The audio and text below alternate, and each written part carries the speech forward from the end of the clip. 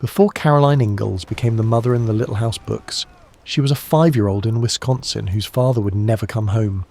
The schooner carrying him was found wrecked on Lake Michigan with no one aboard. 6 crewmen were gone, and at home, one mother now had 6 children to raise. That's the quiet history we're settling into tonight. Henry Quiner hadn't owned or commanded the vessel. He had signed on as its second mate, reportedly with little sailing experience. That distinction matters. The ocean belonged to another man, but the risk of its voyage entered Henry's home. For roughly 3.5 years after the wreck, Charlotte Quiner remained a widow responsible for 6 living children. She later remarried, and that later partnership belongs to the story too.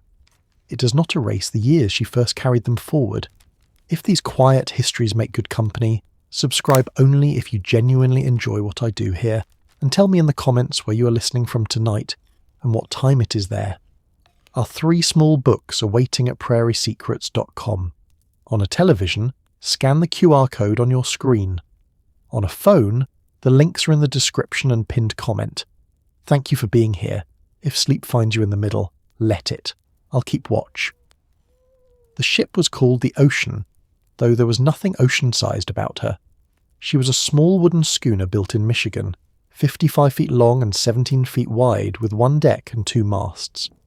She carried lumber on the Great Lakes, work so ordinary that a vessel might enter the Milwaukee harbour, unload, take on another cargo, and disappear from public notice. In early November of 1845, ordinary work ended. A steamer called the Champion found the Ocean floating a few miles north of St. Joseph, Michigan, and about 2 miles from shore. The schooner's boat and its supports were gone. Her mainmast had been carried away, her sails hung in rags, her hatches were off, and lumber remained in the hold. There was no one aboard. The damage suggested that the Ocean had capsized in the gale and somehow righted herself. That was why she could still be found. The lumber helped keep the broken hull afloat, preserving the vessel long enough to become evidence of its own disaster. The men didn't return with it. The lost crew included Captain Alexander McGregor, Russell, second mate Henry Quiner, 2 sailors whose names weren't printed, and a cabin boy remembered in the newspaper as someone who helped support his mother. 6 men, each with a shoreward life reduced in the report to a few identifying words. Henry's shoreward life was the largest of them. He had a wife, Charlotte, and 6 surviving children. Caroline was the 4th of the 6 survivors, and the 5th child born overall. She'd been born on December 12, 1839, which meant that when the Ocean was found, she was 1 month short of her 6th birthday. So the first question has an answer. The ship was found empty, but it wasn't an intact vessel drifting through a mystery. It was a complete wreck, stripped of the small boat that might have carried the crew, with the marks of a violent capsizing all over it. The disappearance wasn't evidence that Henry had chosen to abandon his family. It was evidence that the lake had taken the people and returned only the broken container of their work. The deeper answer waits on land. Caroline's story begins not on a prairie, but on 80 acres west of Milwaukee. When she was born, Wisconsin was still a territory, Milwaukee was still becoming a city, and the country around Brookfield was being surveyed, sold, cleared, and joined by rough roads to lake commerce. Her parents, Henry and Charlotte Quiner, had come from New England. They carried the habits and expectations of that migration with them, but they didn't arrive in an empty place. The land had long histories before the Quiners appeared. Native nations lived, traded, travelled, and maintained relationships across the Great Lakes country. Territorial settlement pressed hard against that older world. Treaties, removals, surveys, land offices, and settlers' claims transformed places into parcels on paper. When the Wisconsin Historical Society describes the territorial years, the pace is startling. The population rose from a little over 10,000 in the middle of the 1830s to more than 150,000 a decade later. That change wasn't a soft opening of unused country.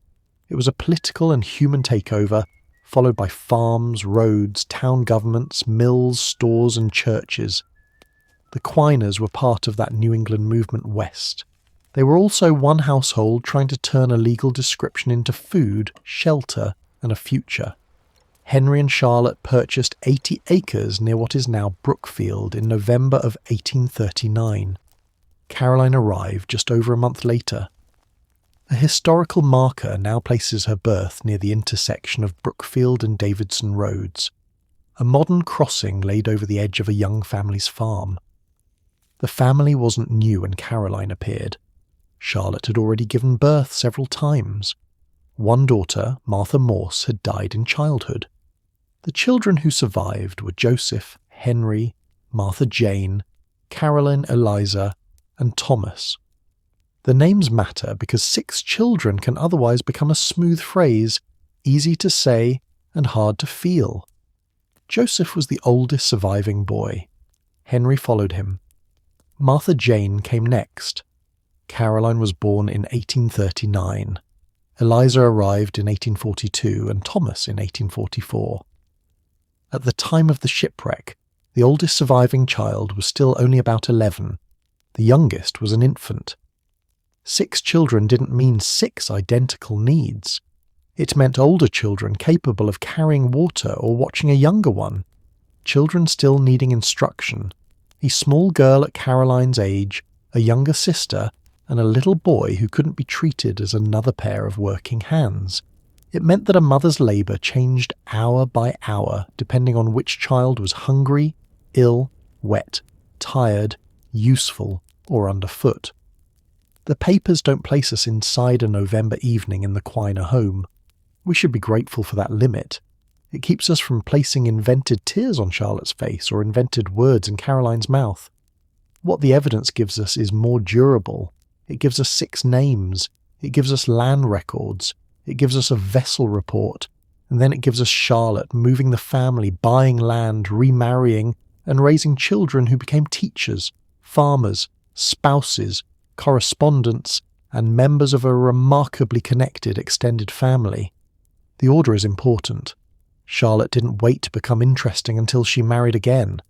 Her widow years have their own shape.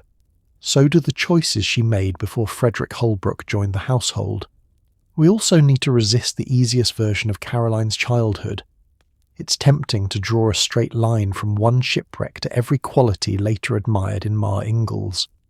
A frightened child loses her father, therefore she becomes calm, careful, dutiful, and determined. Human lives aren't tidy machines. Caroline grew through years of work, school, kinship, marriage, travel, childbirth, loss, religion, and repeated household change. One event can't explain the whole woman, but one event can change the conditions in which a child grows. Henry's death removed a father and an earner. It placed Charlotte at the legal and practical centre of the household. It made land, relatives, paid work, and remarriage more consequential. Caroline didn't need to understand every adult calculation in order to live inside its results. That's where this history earns its length. Not in a long imagined storm, but in the years after the storm when the family had to answer absence with arrangements that could survive a winter. 80 acres west of Milwaukee sounds substantial until we ask what acreage meant in 1839. Land wasn't a finished home. The federal description didn't arrive with a roof, a clear field, a well, a barn, a fence, or a road that behaved in rain. The land paper gave a family a claim. The family still had to make the claim livable. Brookfield lay within a territory growing so quickly that institutions struggled to keep pace. Survey lines organised property. Trails became roads, though an early road might be mud, roots, standing water, and good intentions. Milwaukee's rise made the lake a market and a route, while farms west of the city supplied and depended on that growing place. For a household like the Quiners, the farm and the lake weren't separate worlds. Timber cut inland could move by vessel. Goods that couldn't be made at home arrived by water. News, people, tools, salt, cloth, and opportunities moved through the same regional system. Lake work could supplement farming. It could also expose a family to risks that the field outside the door didn't reveal. Henry is sometimes described as a trader, sometimes as a farmer, and in the wreck record as the ocean's second mate. The Wisconsin Marine Historical Society's files add a sobering detail. Before 1845, he appears to have been a farmer without sailing experience. Captain McGregor, his brother-in-law, hired him as second mate. The voyage on the ocean may have been Henry's first on that vessel. That doesn't make him foolish. It makes his work recognisable. Families have always combined occupations when one income or one harvest couldn't carry every need. A man might farm and trade. A woman might keep a household, make goods, tend animals, preserve food, and exchange labour with neighbours. Children grew into tasks before modern childhood would think them ready. People used the skills they had and learned the ones an opportunity required. Still, second mate sounds more experienced than Henry may have been. On a small schooner, titles didn't produce a large crew. The ocean carried 6 men in all. Every person had to work. A second mate could stand watch, help handle sails and cargo, maintain order under the captain and first mate, and take responsibility when weather made every movement urgent. The vessel itself was already an old worker by local standards. Built in 1836 at Swan Creek, Michigan, she displaced about 42 tons. Her shape was simple, with 1 deck, 2 masts, and a scroll head rather than an elaborate gallery. She entered what was called the Milwaukee Fleet, the schooners and sloops serving a regional trade that grew beside the city.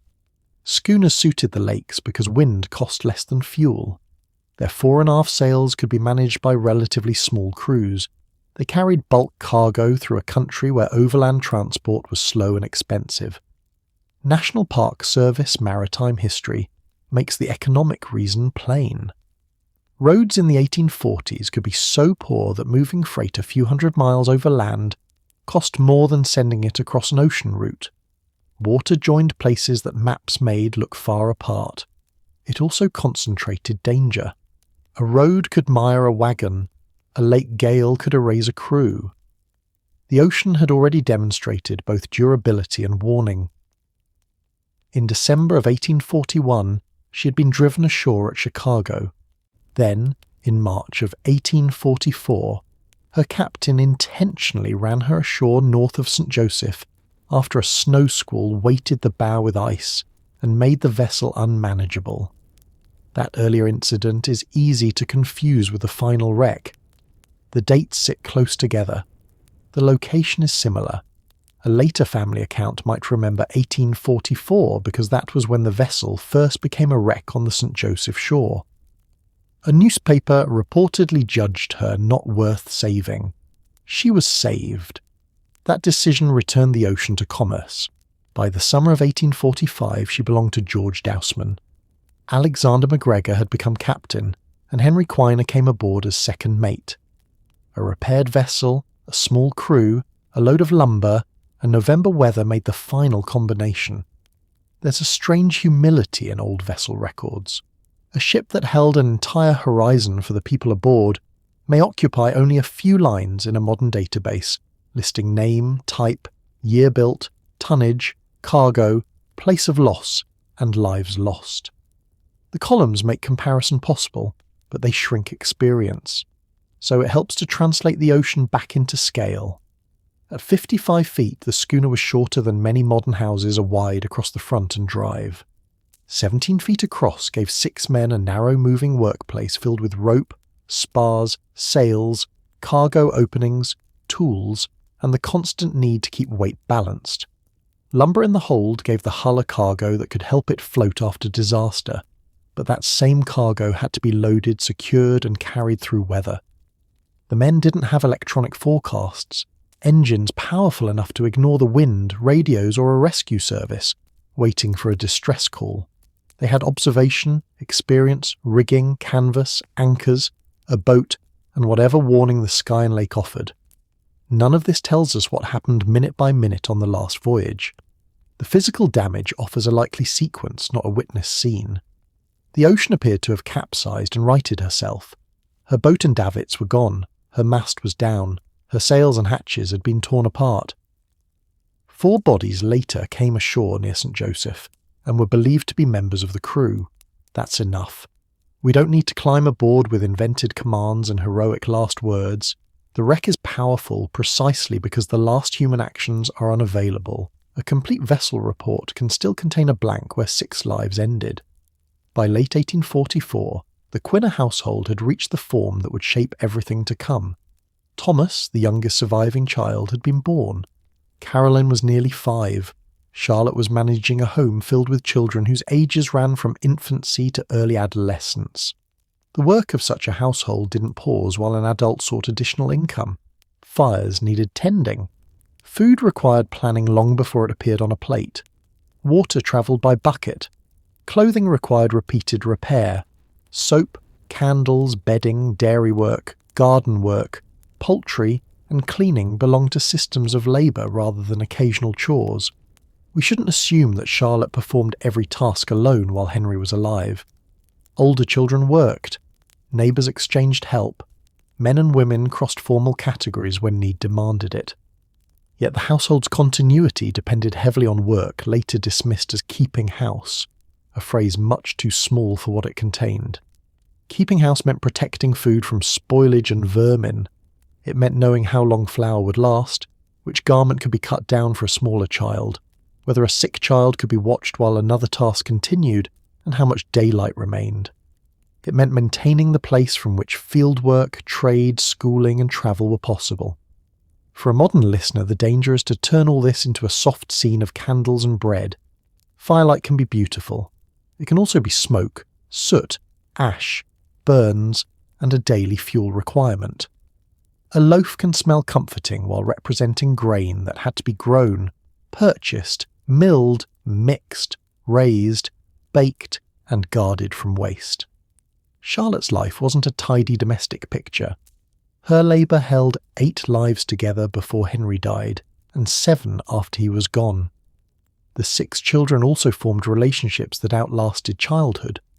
Martha Jane would become an important keeper of family letters. Henry and Eliza would marry into the Ingalls family. Caroline would do the same.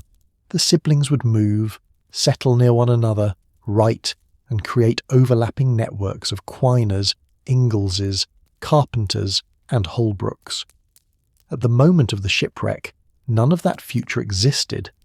There was only a household whose oldest surviving child was about 11. It's possible to call such children dependents and miss half the picture. They depended on adults, certainly. They also became part of the household's capacity. An older child could carry, gather, watch, sweep, feed, mend, and learn.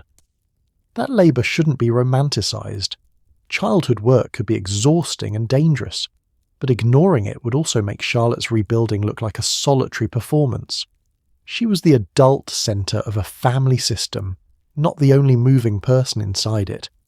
Caroline's position was somewhere in the middle. She was old enough to notice changed routines and adult absence, too young to control the response. She could perform small tasks. She could learn from older siblings. She could help with younger ones. She could also need comfort, instruction, food, clothing, and supervision herself. What did she remember? A surviving school essay later associated with Caroline was titled The Ocean. It imagined a ship in a storm and turned toward the suffering of survivors. The document doesn't hand us a diagnosis, and its association with Caroline must remain carefully qualified. It does place maritime disaster among the subjects preserved beside her early life. That's a more respectful connection than saying the wreck haunted her for life. Caroline put a shipwreck on paper. The fact can stand on its own. Her later adult character, as remembered in family writing, placed value on order, restraint, education, proper conduct, and the work of making a home under difficult conditions. Some of those qualities belong to her culture. Some belong to religion, class aspiration, marriage, and the demands of constant movement. Some may have been reinforced by a childhood in which household stability couldn't be assumed. The careful word is may. We won't ask one 5-year-old moment to explain an entire woman. We'll follow what happened next and let the pattern accumulate. The vessel waiting in Milwaukee was called the Ocean, a grand name for a small schooner. Her first decade on the lakes had already included damage. rescue, changes of ownership, and a place in the lumber trade. Vessels like her weren't decorative relics. They were working infrastructure.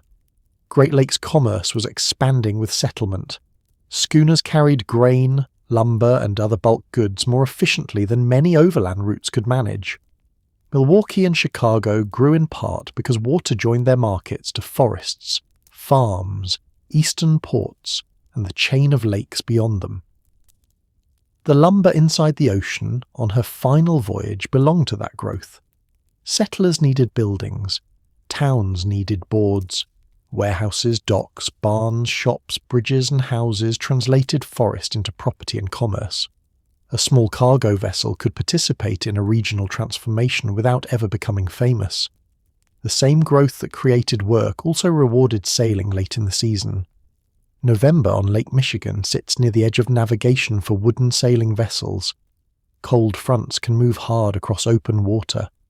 Wind builds waves, spray freezes. A vessel carrying cargo must reach harbour, wait, or run with whatever the captain believes the ship can survive.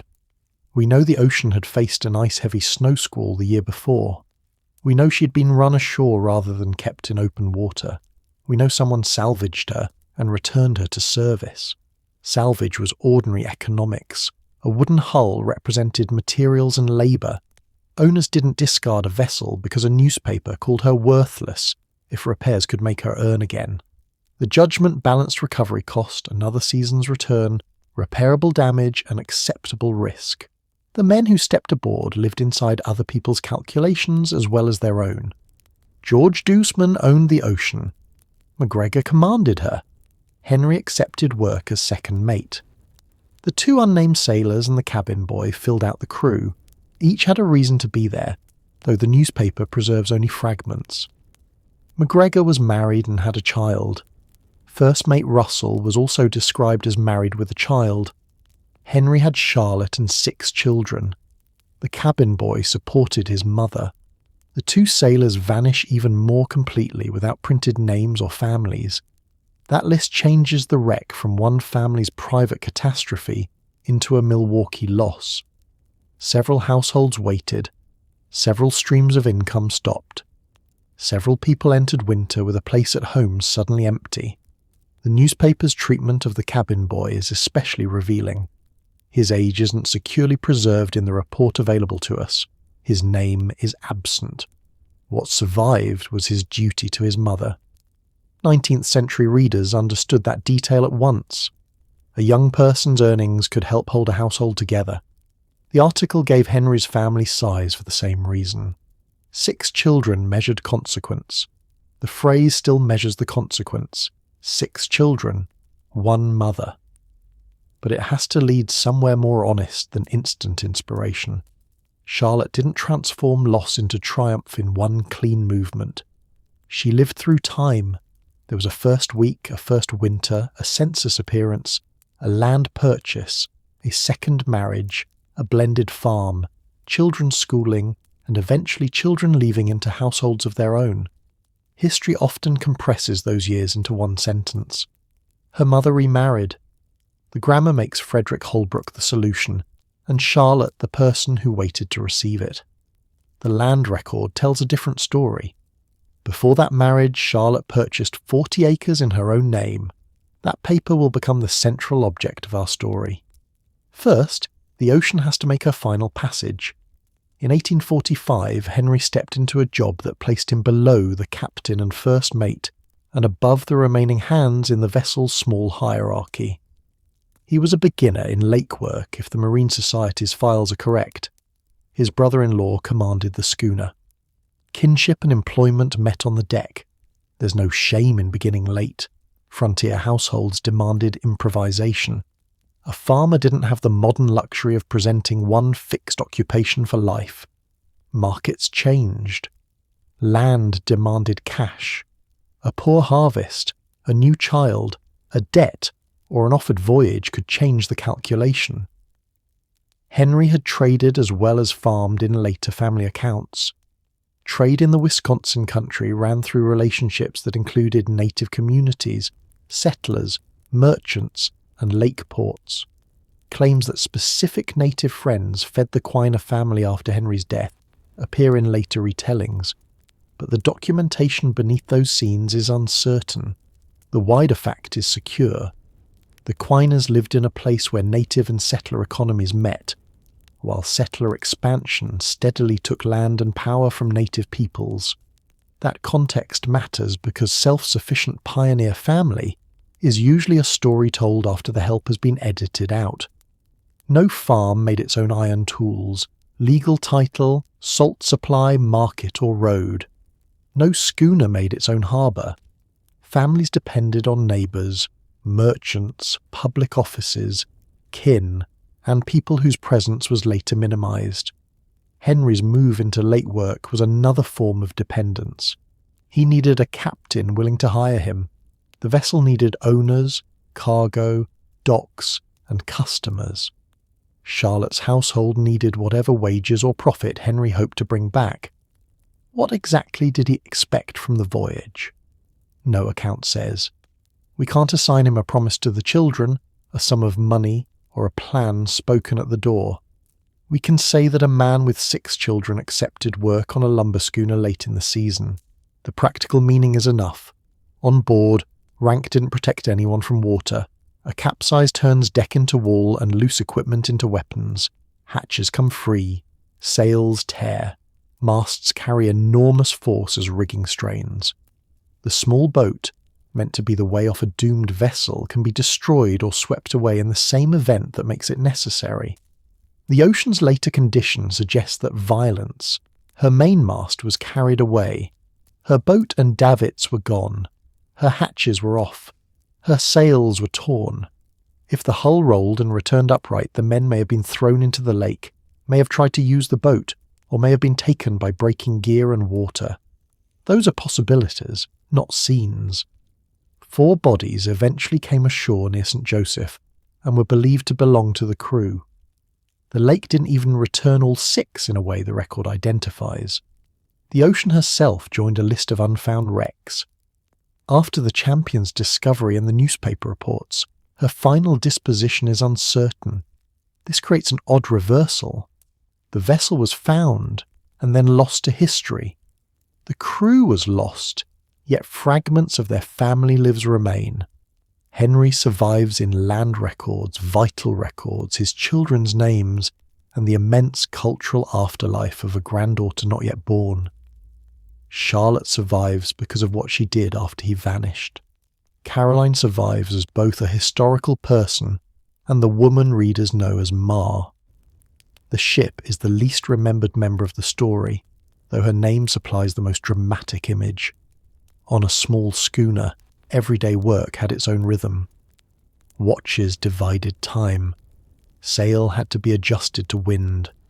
Cargo and bilge required attention while cooking happened in confined conditions and sleep fit around duty.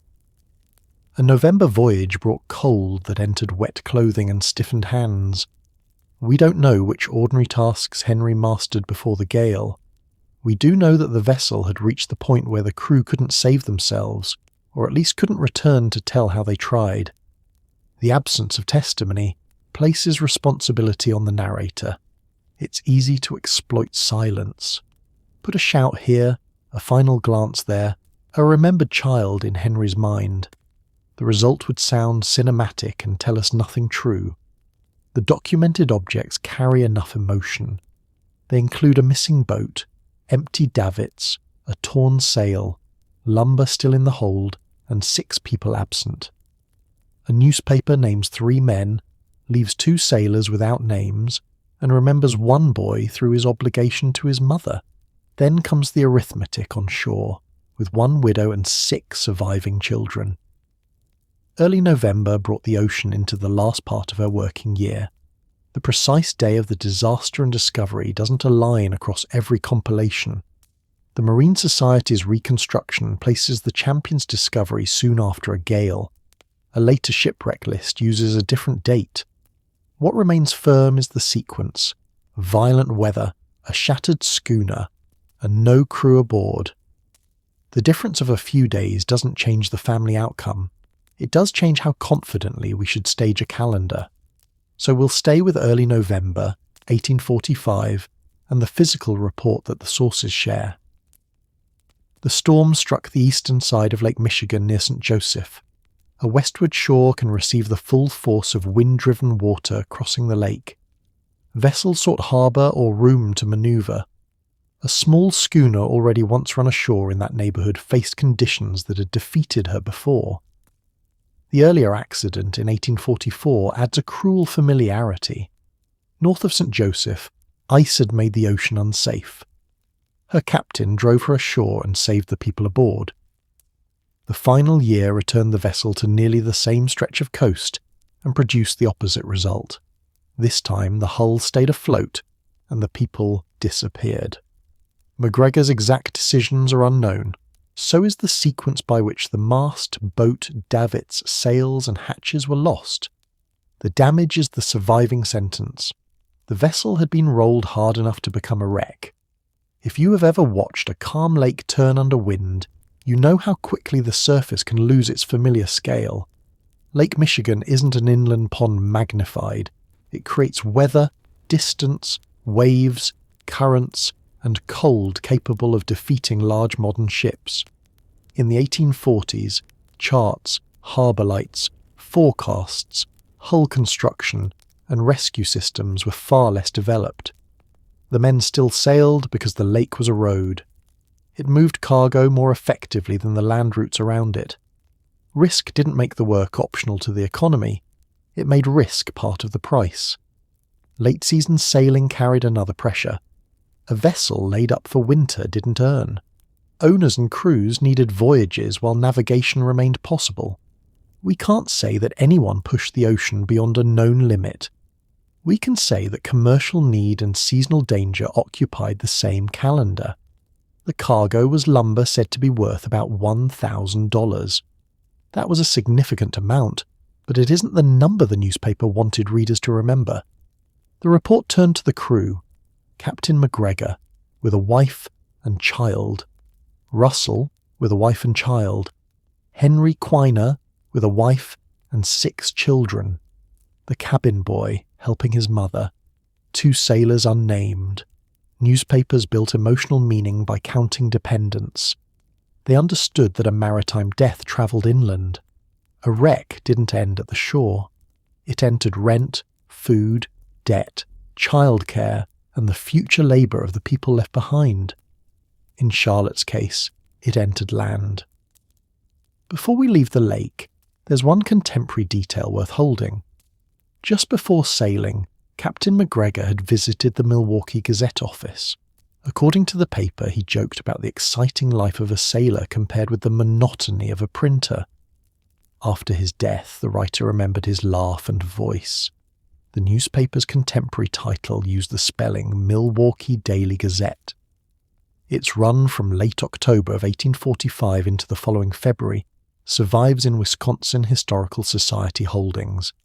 The wreck report appeared on November 22nd, close enough to the event that the office still remembered MacGregor as a recent visitor, rather than a historical subject. That timing gives the report a human nearness later summaries can't reproduce. The printer wasn't assembling a legend about Laura Ingalls Wilder's grandfather. Laura wouldn't be born for more than 20 years. The writer was reporting men from Milwaukee, whose households had just received terrible news. Printing also made a local disaster travel. A vessel found off Michigan entered a Wisconsin paper, where names, occupations, and dependent families gave readers a way to measure the loss. Other papers could copy the item. A court notice could later use print to reach heirs living outside its county.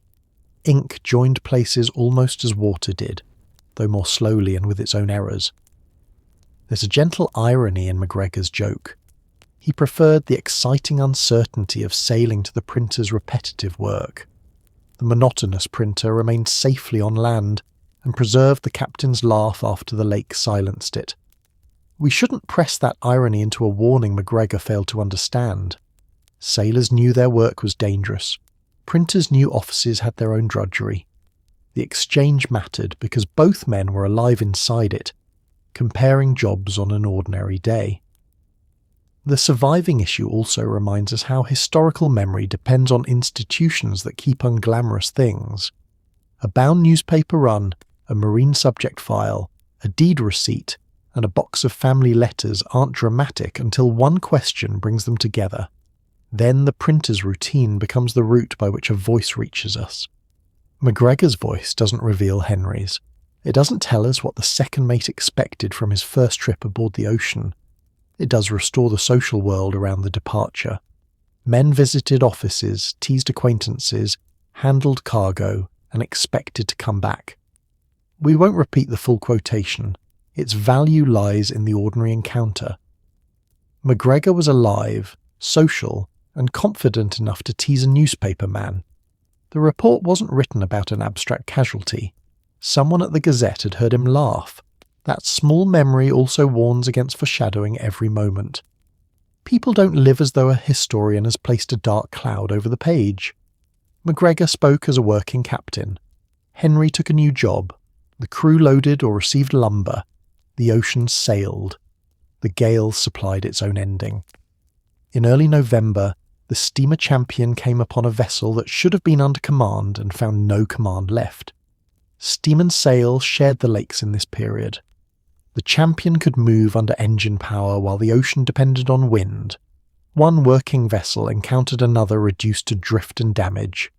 The description preserved in the Wisconsin Marine Historical Society's files is precise. The ship was a complete wreck, with boat and davits gone, mainmast carried away, sails torn into rags, hatches off, lumber in the hold, and no persons on board. It had the appearance of having capsized and righted again. Each item answers a practical question. Could the men have used the ship's boat? The boat was gone, but that doesn't tell us whether it launched or was torn away. Could they have kept sailing? The mainmast and sails were destroyed. Could the vessel have filled? The hatches were off, but buoyant lumber remained in the hold. Why was she still visible? Cargo and hull had apparently kept enough flotation after the capsize. Where were the men? The evidence couldn't answer. Found empty is therefore accurate in the narrow sense and dangerous in the broad one. A listener may imagine a neat ship, table set, cargo untouched, crew vanished by choice or mystery. The Ocean was nothing like that. She was an object after violence. The 6 crewmen were presumed dead, and bodies recovered near St. Joseph strengthened that conclusion. There was no plausible story of voluntary disappearance. There was no later sighting of Henry. Charlotte appears in records as a widow. The family moved through the next years without him. The wreck report has a clean, dramatic shape because marine reporting needed one. Vessel, cargo, damage, lives. A household has no such clean ending. It wakes the next morning. We don't know how Charlotte first heard. News might travel through family, a visitor, a letter, or the newspaper. MacGregor was her relative, making the disaster a double blow within the extended family. The messenger isn't preserved well enough for us to place one at her door. What changed can be stated without that scene. Henry wouldn't return to work the land. He wouldn't bring wages or goods from the voyage. He wouldn't share the care and authority of 6 children. Charlotte's legal status changed from married woman to widow. The children's household changed from 2 parents to 1. Every future decision about place and livelihood now began from that altered base. The oldest children were old enough to understand death in some form. Caroline was 5. Thomas was small. Their comprehension wouldn't have matched, but the routines around them did. An adult place at the table was empty. The work attached to that adult still existed. This is where the shipboard story hands directly into the family story. The lake gives us evidence of rupture. The land gives us evidence of response. Charlotte's first achievement wasn't a famous purchase or remarriage. It was continuity. 6 surviving children remain visible as a family after Henry's loss. They aren't scattered across poor relief records or erased from the household. Later records place Charlotte and the children in Concord, where a new chapter begins. Keeping a family together shouldn't be turned into a sentimental victory without cost. It likely required help and older children's labour. Later family accounts remember hard times and aid from neighbours.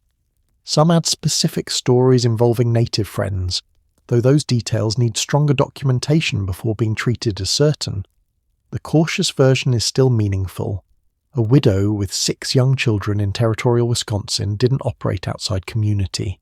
She lived among kin, neighbours, markets, and people whose help may have left little paper.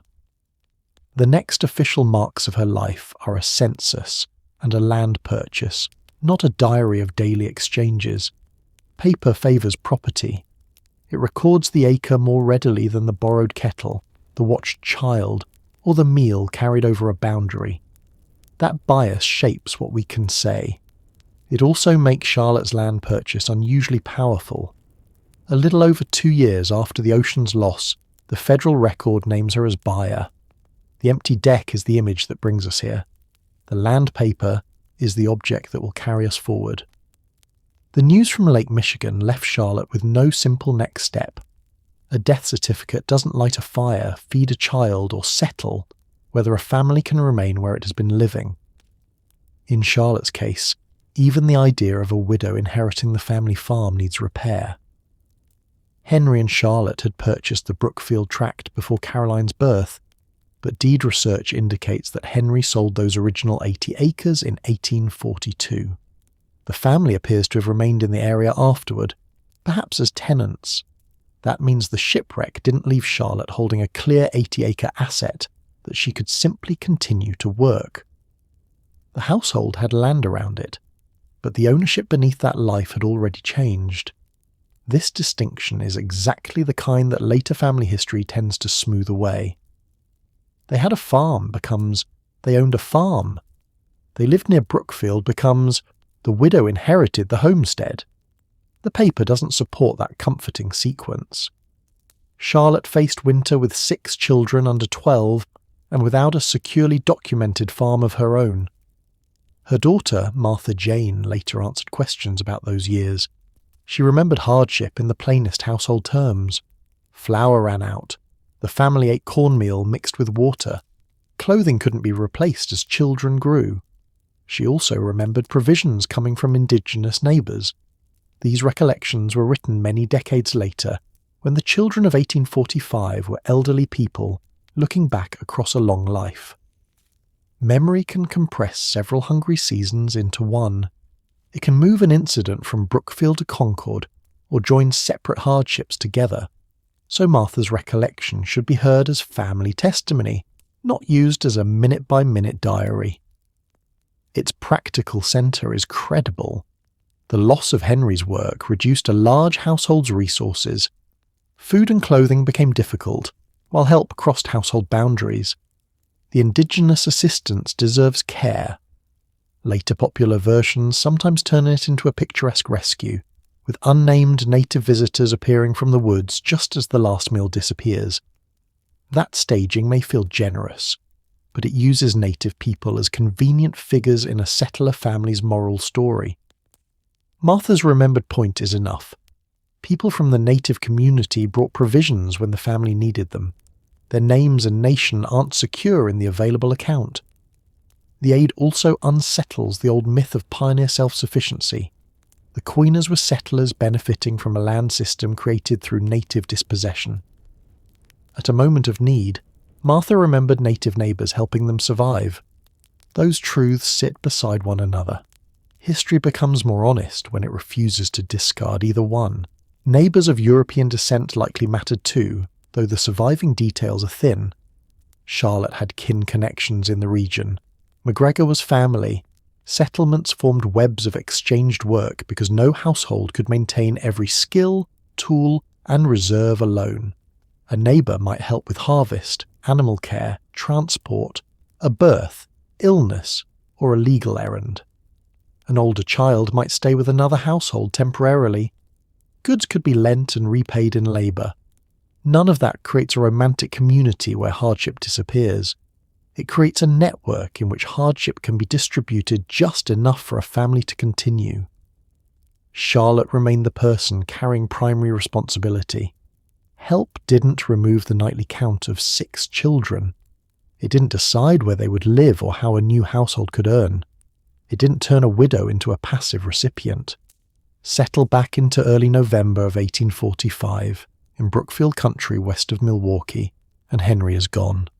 Joseph is 11, Henry is 9, Martha Jane has just turned 8, Caroline is 5, Eliza is 3, and Thomas isn't yet 1. At that scale, keeping the children together becomes a measurable achievement. The records don't show them distributed permanently among other homes. By the next firm household view, the 6 siblings are together with Charlotte. The oldest are becoming capable of serious farm work.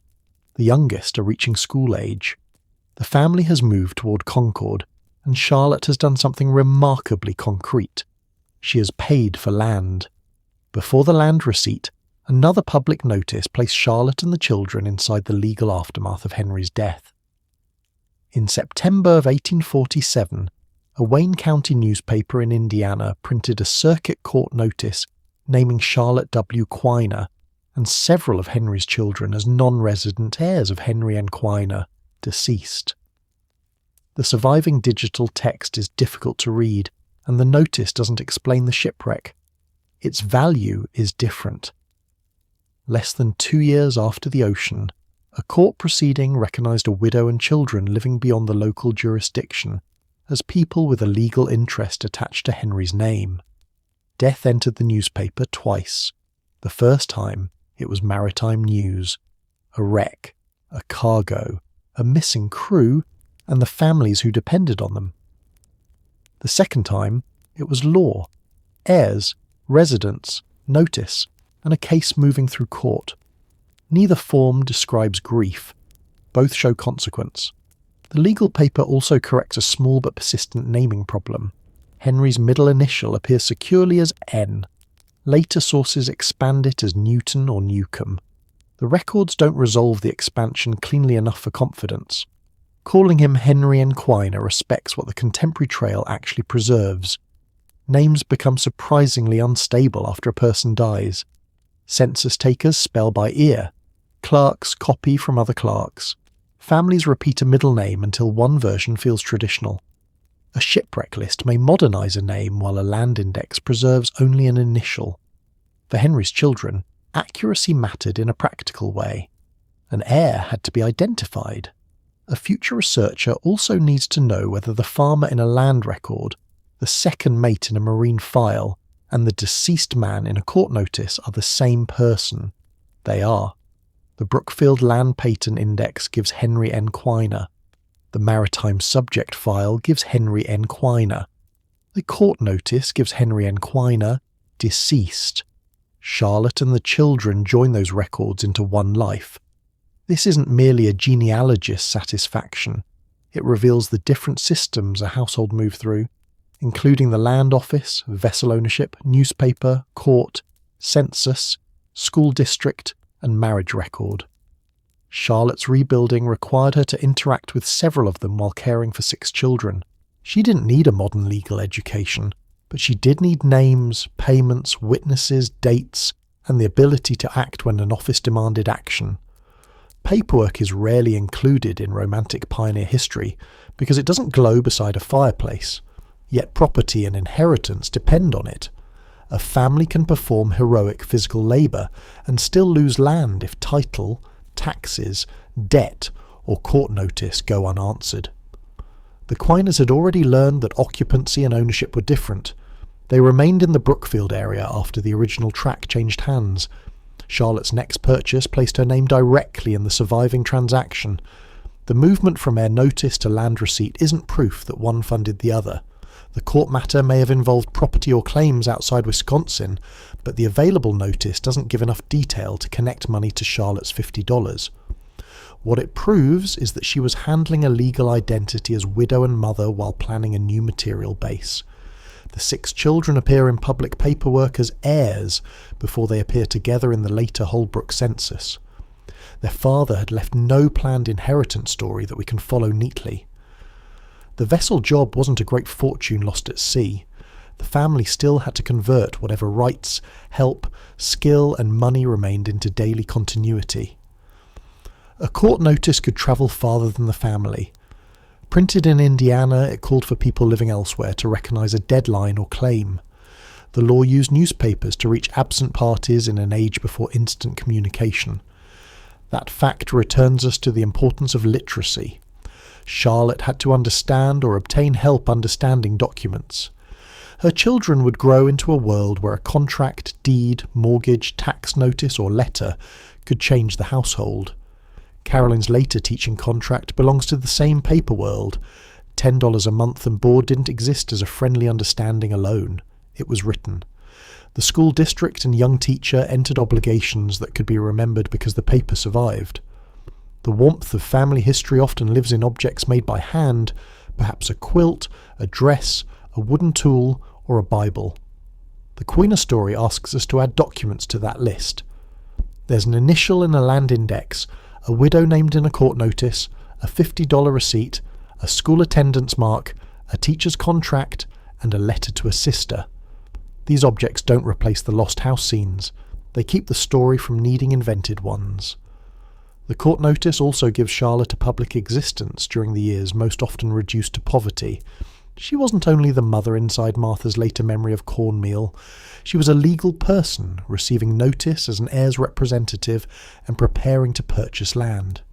Hunger and paperwork can occupy the same week. So can grief and negotiation. Human beings don't complete one emotional category before entering another. That overlap may help explain why the family crisis didn't produce a clean oral legend. People were busy. Henry's death had to be discussed while food was prepared, children corrected, distances travelled and documents handled. Memory formed inside interruption. The later date confusion between 1844 and 1845 likely grew from that ordinary process.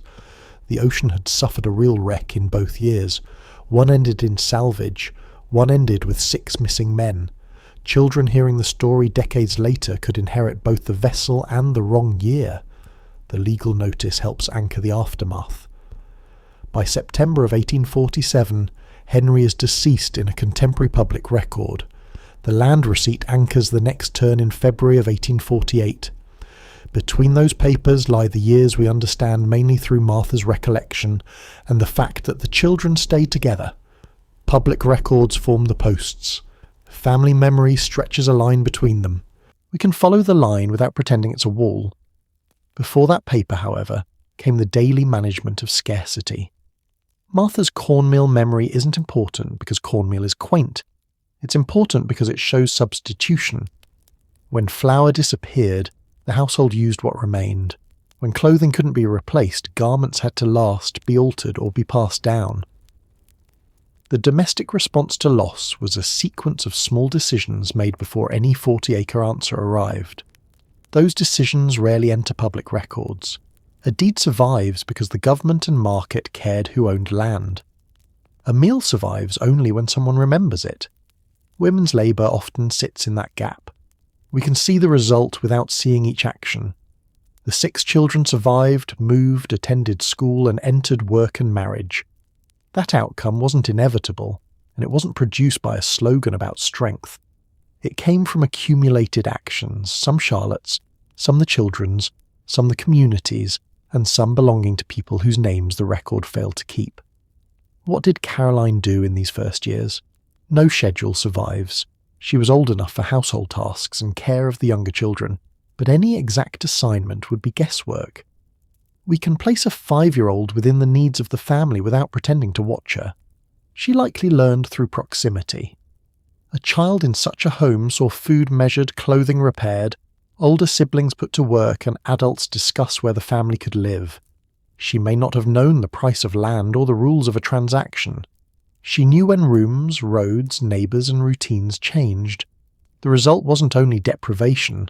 A family under pressure can still contain play, affection, jokes, songs, impatience, boredom, and ordinary childhood.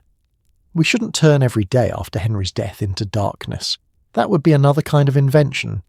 The safe conclusion is simpler. Caroline's childhood conditions changed sharply. Her fatherless household passed through scarcity, received help, moved, and acquired a new material base. The next chapter isn't an emotional claim, it's a receipt. What 6 children required in 1845 can be approached through time. Food wasn't one task. Grain had to be obtained, stored, milled and cooked. A garden began months before harvest. Milk depended on an animal that needed feed, water, shelter and care. Meat required livestock, hunting, purchase or exchange. Preserving meant planning for a season that hadn't yet arrived. Clothing was also a cycle. Cloth cost money, and garments took time. A tear ignored became a larger tear. A growing child turned last year's fit into this year's material for someone smaller. Charlotte had worked as a dressmaker before marriage according to specialist research. That skill didn't guarantee comfort, but it had direct survival value in a household where replacement was expensive. The word dressmaker can sound decorative to modern ears. In Charlotte's world it meant measurement, cutting, fitting, seams, repair, and the ability to turn a limited piece of cloth into something useful. It could also become exchangeable labour. We don't have a ledger of Charlotte's paid sewing in the widow years, so we shouldn't invent customers. We can recognise the capacity she carried. Heat meant another cycle. Fuel had to be cut or collected, moved, kept dry and used carefully. Water had to come into the house and waste had to leave it. Illness in one child increased the work while reducing the help available from that child. An injury to an older boy could affect chores beyond his own body. 6 children created resilience as well as demand. Joseph and the younger Henry grew into work. Martha Jane could help with younger siblings and household tasks. Cooperation within a family wasn't automatically fair, and it didn't always feel loving. It was part of the system available to them. The danger in telling a mother's story is praising sacrifice until the woman disappears inside it. Charlotte didn't exist only to suffer beautifully for her children. Her land purchase shows economic judgment. Her later marriage shows a decision to reshape the household.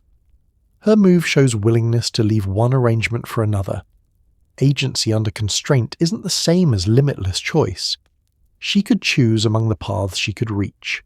Money, law, transport, gender, childcare, health, kin, and available land narrowed those paths. The achievement wasn't that she overcame every limit. It was that she made decisions with consequences visible in the record. One of those consequences was education. By 1850, all 6 Quiner children were marked in the census as having attended school within the year. The mark doesn't tell us how many weeks they attended, what books they used, how skilled the teacher was, or how often farm work kept someone home. It still matters. The family crisis didn't end Caroline's access to schooling.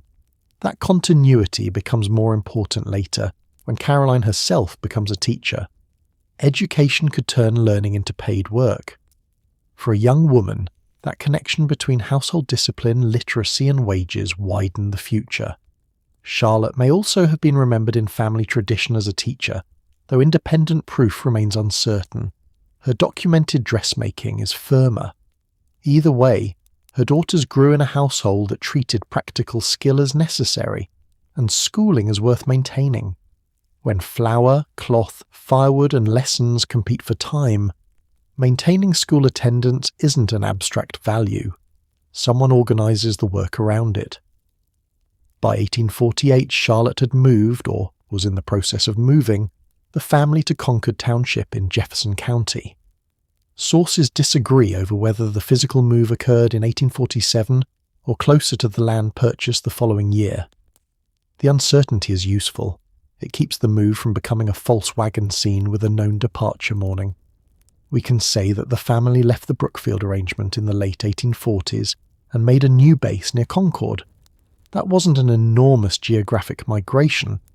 The direction was inland and west, toward farming country along the Oconomowoc River. Yet a modest distance could change a household's access to land, neighbours, village roads, and future family connections. Concord had been organised in the early territorial period. The region combined wooded ground, prairie openings, waterways and routes linking farms to Milwaukee and other settlements. Clearing land remained work, but the location wasn't beyond society. A road ran toward the village.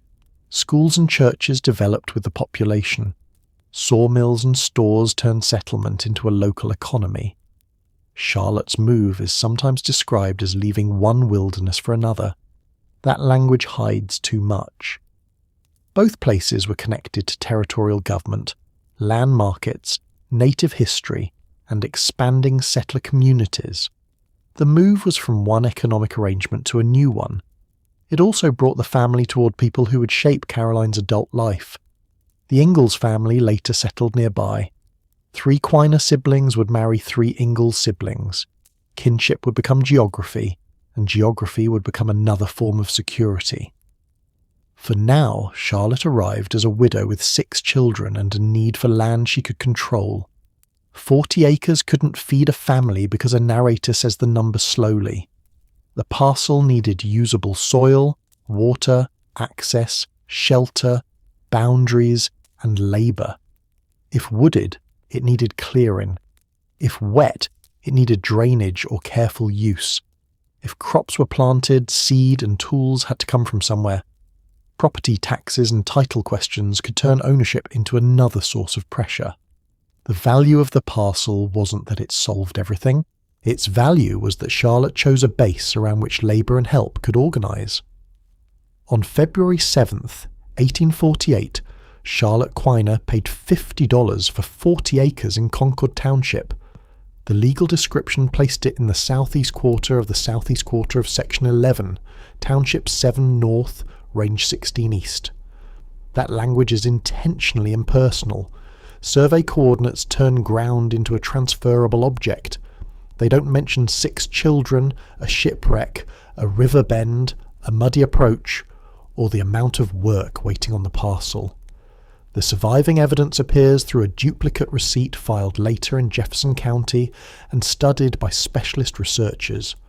The land belonged to a complicated canal land system, one of the many ways governments financed public ambitions through the sale of surveyed ground. It's safer to call it a purchase than a homestead. The Federal Homestead Act was still years in the future. $50 was the purchase price. That number becomes more meaningful beside the household. It represented money Charlotte had retained, earned, received, borrowed, or assembled through some combination the record doesn't fully explain. We don't know the exact source. Claiming that Charlotte sewed every dollar would turn a documented skill into an invented account book. Claiming that relatives gave her the money would turn likely help into an unsported transaction. The honest sentence is that she paid $50 while still a widow. The phrase, "in her own name," matters too.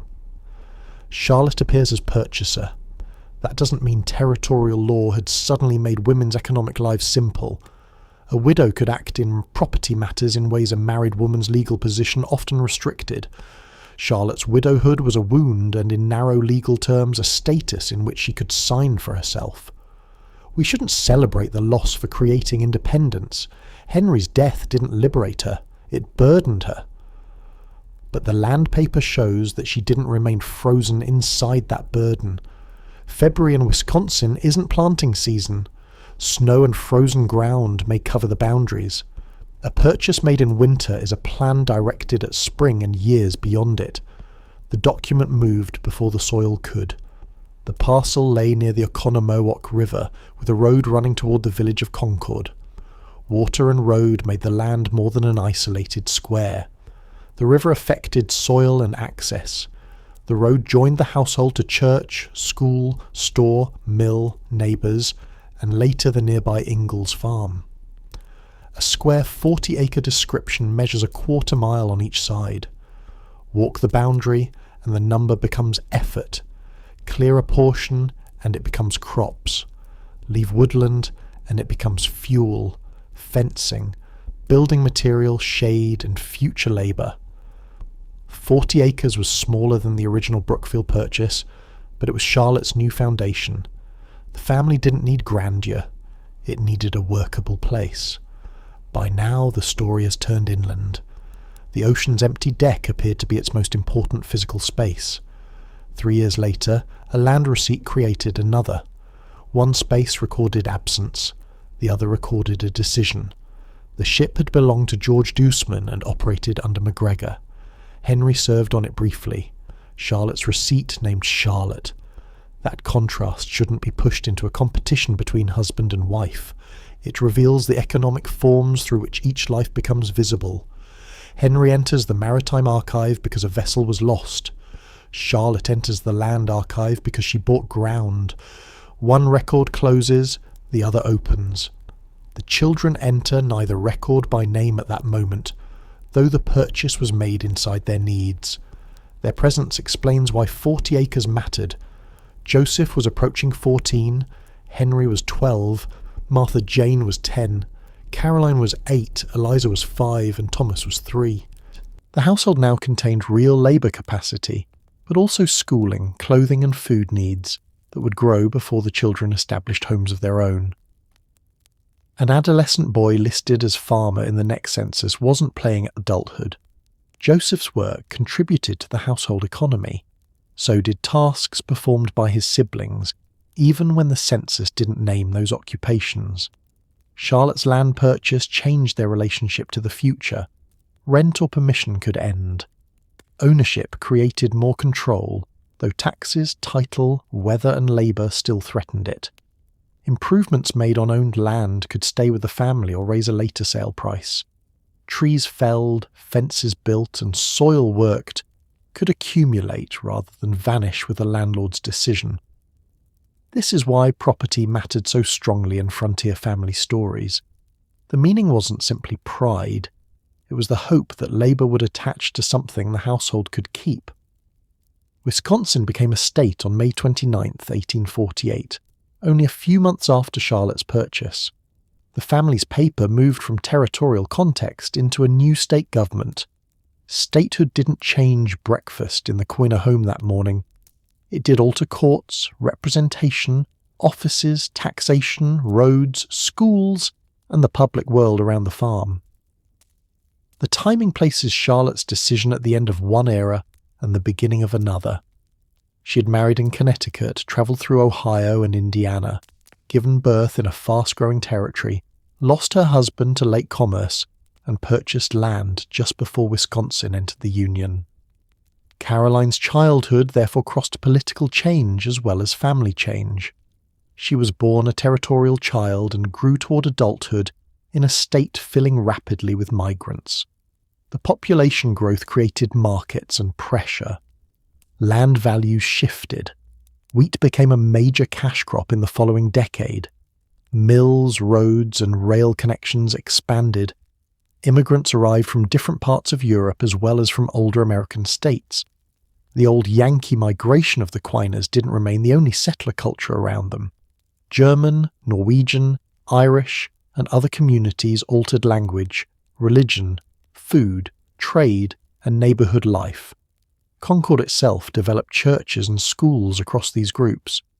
For Charlotte's family, the immediate questions remained close to the ground. What part of the land could be used?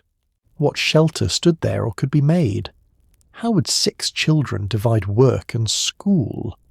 Which relatives or neighbours were near enough to exchange help? The sources don't provide a construction diary. We can't say that Caroline carried a particular board or watched Charlotte set the first cooking pot. The temptation to dramatise the move is strong because it seems like a scene the story owes us. The census offers a better answer. In September of 1850, the household is present. Frederick Holbrook is listed as a farmer. Charlotte appears beside him. Then come Joseph, Henry, Martha Jane, Caroline, Eliza, and Thomas. All 6 Quiner children are there. The enumerator wrote them under the Holbrook surname, which tells us how the household was recorded, not that Frederick legally adopted them. The census listed Frederick with $1,600 in real estate, without dividing ownership between him and Charlotte. Joseph, 16 years old, was also listed as a farmer. The children were marked as having attended school within the year. In one census row, the condition changes become visible. The widow household has become a blended farming household. Land has become real estate with a recorded value. The oldest son has an occupation.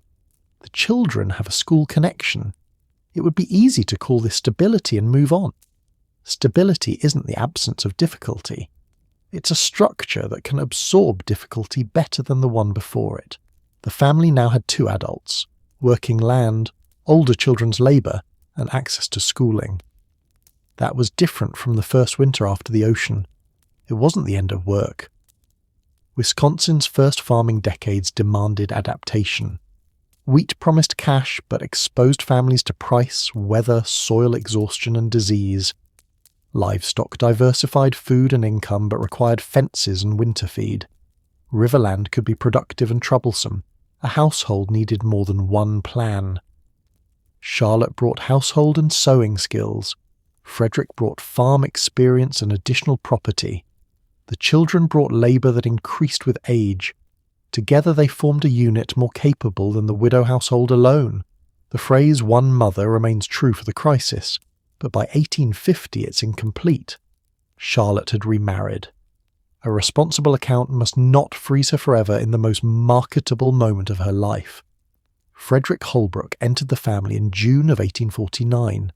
He had come from Connecticut and hadn't previously married according to specialist research. Sources disagree about his precise age, so the safe point is that he was an adult farmer with land interest near Charlotte's parcel. Marriage in this setting joined people and property, as well as affection, companionship, religion, and social expectation. We have no private courtship letters. We don't know who first proposed the match, what Charlotte told the children, or how Caroline felt about the man entering the household. That silence shouldn't turn Frederick into either rescuer or intruder. The documented result is partnership. Soon after the marriage, Frederick purchased land adjoining Charlotte's parcel to the north and a smaller piece to the south. The Oconomowoc River crossed the combined property. A road connected it toward Concord. He also held land near Goose Lake. Land beside land made the household's base larger and more coherent. Charlotte's 40 acres didn't vanish when Frederick arrived. His purchases joined it. This sequence matters because many family histories reverse it without noticing. They introduce the man, then say the family obtained a farm. Here the widow bought her parcel first. The husband added to it. That isn't a slogan about women needing no one. Charlotte did accept partnership. The point is chronological respect. Her action created part of the foundation they later shared. What might Frederick's arrival have changed for the 6 children? The census gives the outward answer. Farming work could be organised under an adult male farmer and an older son. Real estate had measurable value. School attendance appeared, and the household remained together. Private relationships require more caution because the census couldn't measure them. Later family memory generally treats Frederick as part of the family rather than a cruel figure. Caroline would name her only son Charles Frederick, a name often understood as honouring both her husband and stepfather. That's suggestive, though naming traditions can carry several meanings. We can say that Frederick remained in the family story. We can't invent a first moment of trust. Step-families are often narrated through instant categories such as good stepfather, resented replacement, loving second marriage, or practical arrangement. Real households can contain all of those elements at different times. The Quiner-Holbrook record shows endurance more clearly than emotion. Charlotte and Frederick stayed married until his death in 1874. They worked land, moved later in life, and had one daughter together. The 6 Quiner children grew into adulthood during their marriage. Caroline was about 9 when Charlotte remarried. That age placed her between the younger children who would remember less of Henry and older siblings who carried fuller memories. Frederick didn't erase the missing father, he changed the living household. This is another condition rather than an ending. In the popular pioneer myth, remarriage after widowhood can be presented as a betrayal of perfect grief or as the automatic solution to poverty. Both readings are unfair. 3.5 years had passed since the ocean's loss. Charlotte had 6 children, land, and a future to organise. Marriage offered companionship and combined capacity. It also brought legal, economic and personal risks no census can measure. Her decision belongs to her documented sequence of rebuilding. It didn't mean Henry was forgotten. It meant the family wouldn't remain fixed in November of 1845. Caroline's later life would contain repeated examples of the same practical truth. A household can honour what was lost and still change shape. Death, migration, marriage, birth, illness, and work don't wait politely for feeling to finish. Frederick's surname now appears over the children in the census transcription. A careless reader might conclude that Joseph, Henry, Martha, Caroline, Eliza, and Thomas stopped being Quiners. They didn't. Their later marriages and records preserve the name. The census taker simplified a blended home onto one page. That small clerical act resembles the way stories simplify families into one household, one surname, and one male head.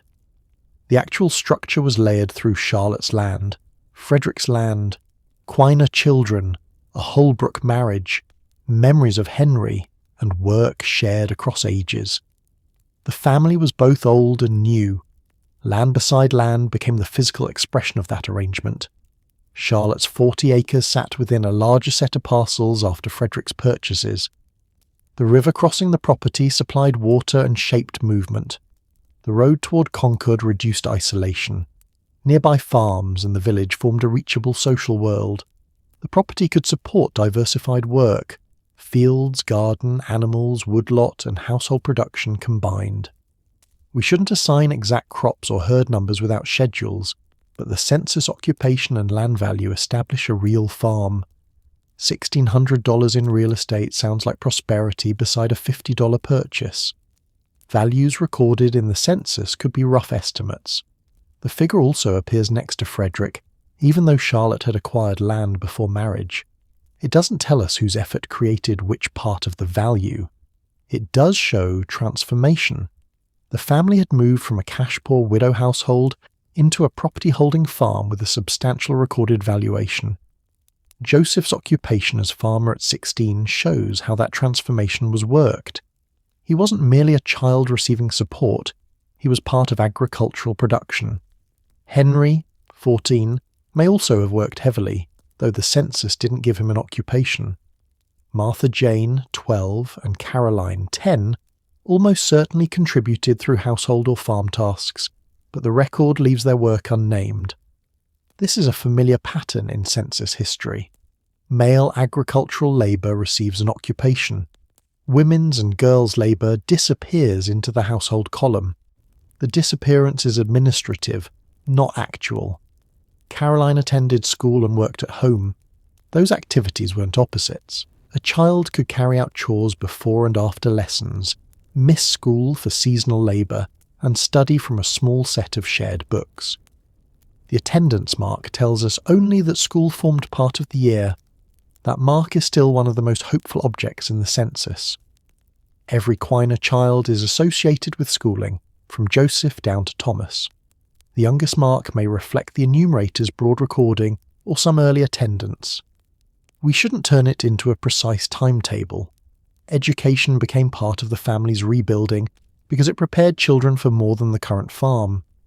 Reading enabled letters, contracts, scripture, newspapers, and accounts. Writing enabled a family network to continue across distance. Arithmetic enabled wages, land, debt, and trade to be understood. Caroline would use all three as a teacher and as the manager of households that crossed Wisconsin, Kansas, Minnesota, Iowa, and Dakota Territory. She didn't learn those capacities in one smooth institutional path. She learned inside a family where education and labour shared the day. The land's closeness to Concord mattered. A school or church miles away could still require difficult travel, but a road made it possible. Winter changed that route. Mud changed it again. Access existed as effort, not convenience. This is where the familiar cosy image can be useful if we hold it honestly. Children gathered around a table with lessons do belong to 19th century family memory. So do wet boots, inadequate light, recitation, shared books, corrections, and chores waiting after the page. Caroline's later insistence on proper speech, manners, and learning in the little house world didn't come from nowhere. It belonged to a broad culture of self-improvement and respectability. In a family whose economic position could shift quickly, education offered a portable form of value. Land could be sold, crops could fail, and a vessel could disappear. The ability to read, write, calculate, sew, teach, and manage travelled with the person. Charlotte's two most defensible early skills were dressmaking and household management. Caroline's later paid skill became teaching. The line between them isn't a claim of direct instruction, it's a family pattern in which practical knowledge could be converted into continuity. By the middle of the 1850s, the household changed once more. The seventh child in the rebuilt household was Charlotte Elizabeth Holbrook, called Lottie, born in January of 1854. She was Charlotte's daughter with Frederick and Caroline's younger half-sister. The phrase, 6 children, 1 mother, now sat beside a new baby and a stepfather. Joseph was nearly 20. Caroline was 14. The age spread across the household had become enormous. An older brother could be approaching independent adulthood while an infant entered the family. Lottie's birth didn't simply add one to account. It rearranged work and relationships. Charlotte returned to infant care in her mid-40s. Older daughters had new opportunities and expectations to help. The farm required its usual labour, while the household absorbed another dependent child. Again, no diary tells us who rocked the baby or which sister changed a cloth. We can say that a new infant increased domestic work and that older siblings lived within that change. Lottie also made the word blended fully visible. She belonged to both Charlotte and Frederick by birth, to the Quiner children as half-sister, and to the future network that remained close after older siblings moved away. Later, after Frederick died, Charlotte would live with Lottie and Lottie's husband. The youngest child eventually became part of the older mother's support. Family dependence changed direction over time. That reversal is one of the quiet truths many listeners recognise immediately. A mother carries a child until, if life allows, the adult child helps carry the mother's later years. The roles aren't fixed, they turn. By 1854, Caroline had lived through several household forms, including the two-parent Quiner family, the widowed Quiner family, a mobile or newly settled widow household, the Quiner Holbrook farm, and a household with a new half-sister. None of those forms completely replaced the one before. Each left relationships, skills, and obligations that continued. Martha Jane remained Caroline's older sister, and later a keeper of memory. Joseph and Henry moved toward adult farm life. Eliza and Thomas remained younger companions. Lottie added another relationship rather than substituting for someone lost. The household's success should be measured carefully. The children survived, land accumulated, school appeared, and a new marriage endured. Those are meaningful outcomes. They don't prove the family was free from conflict, illness, fear, or economic strain. They show capacity. Charlotte's story has now moved far enough from the ocean that the wreck might seem finished. It wasn't. Maritime loss remained part of the family's origin story, and Caroline's later essay suggests it still occupied imaginative space. But daily life didn't organise itself around a permanent memorial. There were lessons to learn, meals to prepare, fields to work, marriages to approach, and a younger child to raise. The family answered the empty ship by becoming full of changing roles. That isn't the same as replacing Henry. A person can't be replaced by acreage, a second husband, or a census row. The work and structure around the absence can change. The absence remains part of the foundation. Charlotte's achievement wasn't solitary motherhood forever. It was carrying the household from sudden widowhood into a form that could keep changing. She bought before she remarried. She combined rather than surrendered. She educated children who entered paid and productive work. She remained connected to them after they formed homes of their own. The next transformation belongs especially to Caroline. The 5-year-old who could do nothing about the ocean grew into a young woman who could stand before a room, manage lessons and earn wages with her own knowledge. Caroline became a teacher while still in her teens. A surviving Concord contract dated April of 1858 engaged her for a 3-month term. The pay was $10 a month with board. $30 across a season isn't a fortune. It's also not a symbolic reward. It's cash earned through literacy, order, and the ability to manage other people's children. Board meant the community had to provide a place for the teacher to live and meals while she worked. The contract brings Caroline into the record through her own labour. She's no longer only Henry's daughter or Charlotte's fifth surviving child. She's a young woman trusted with a school.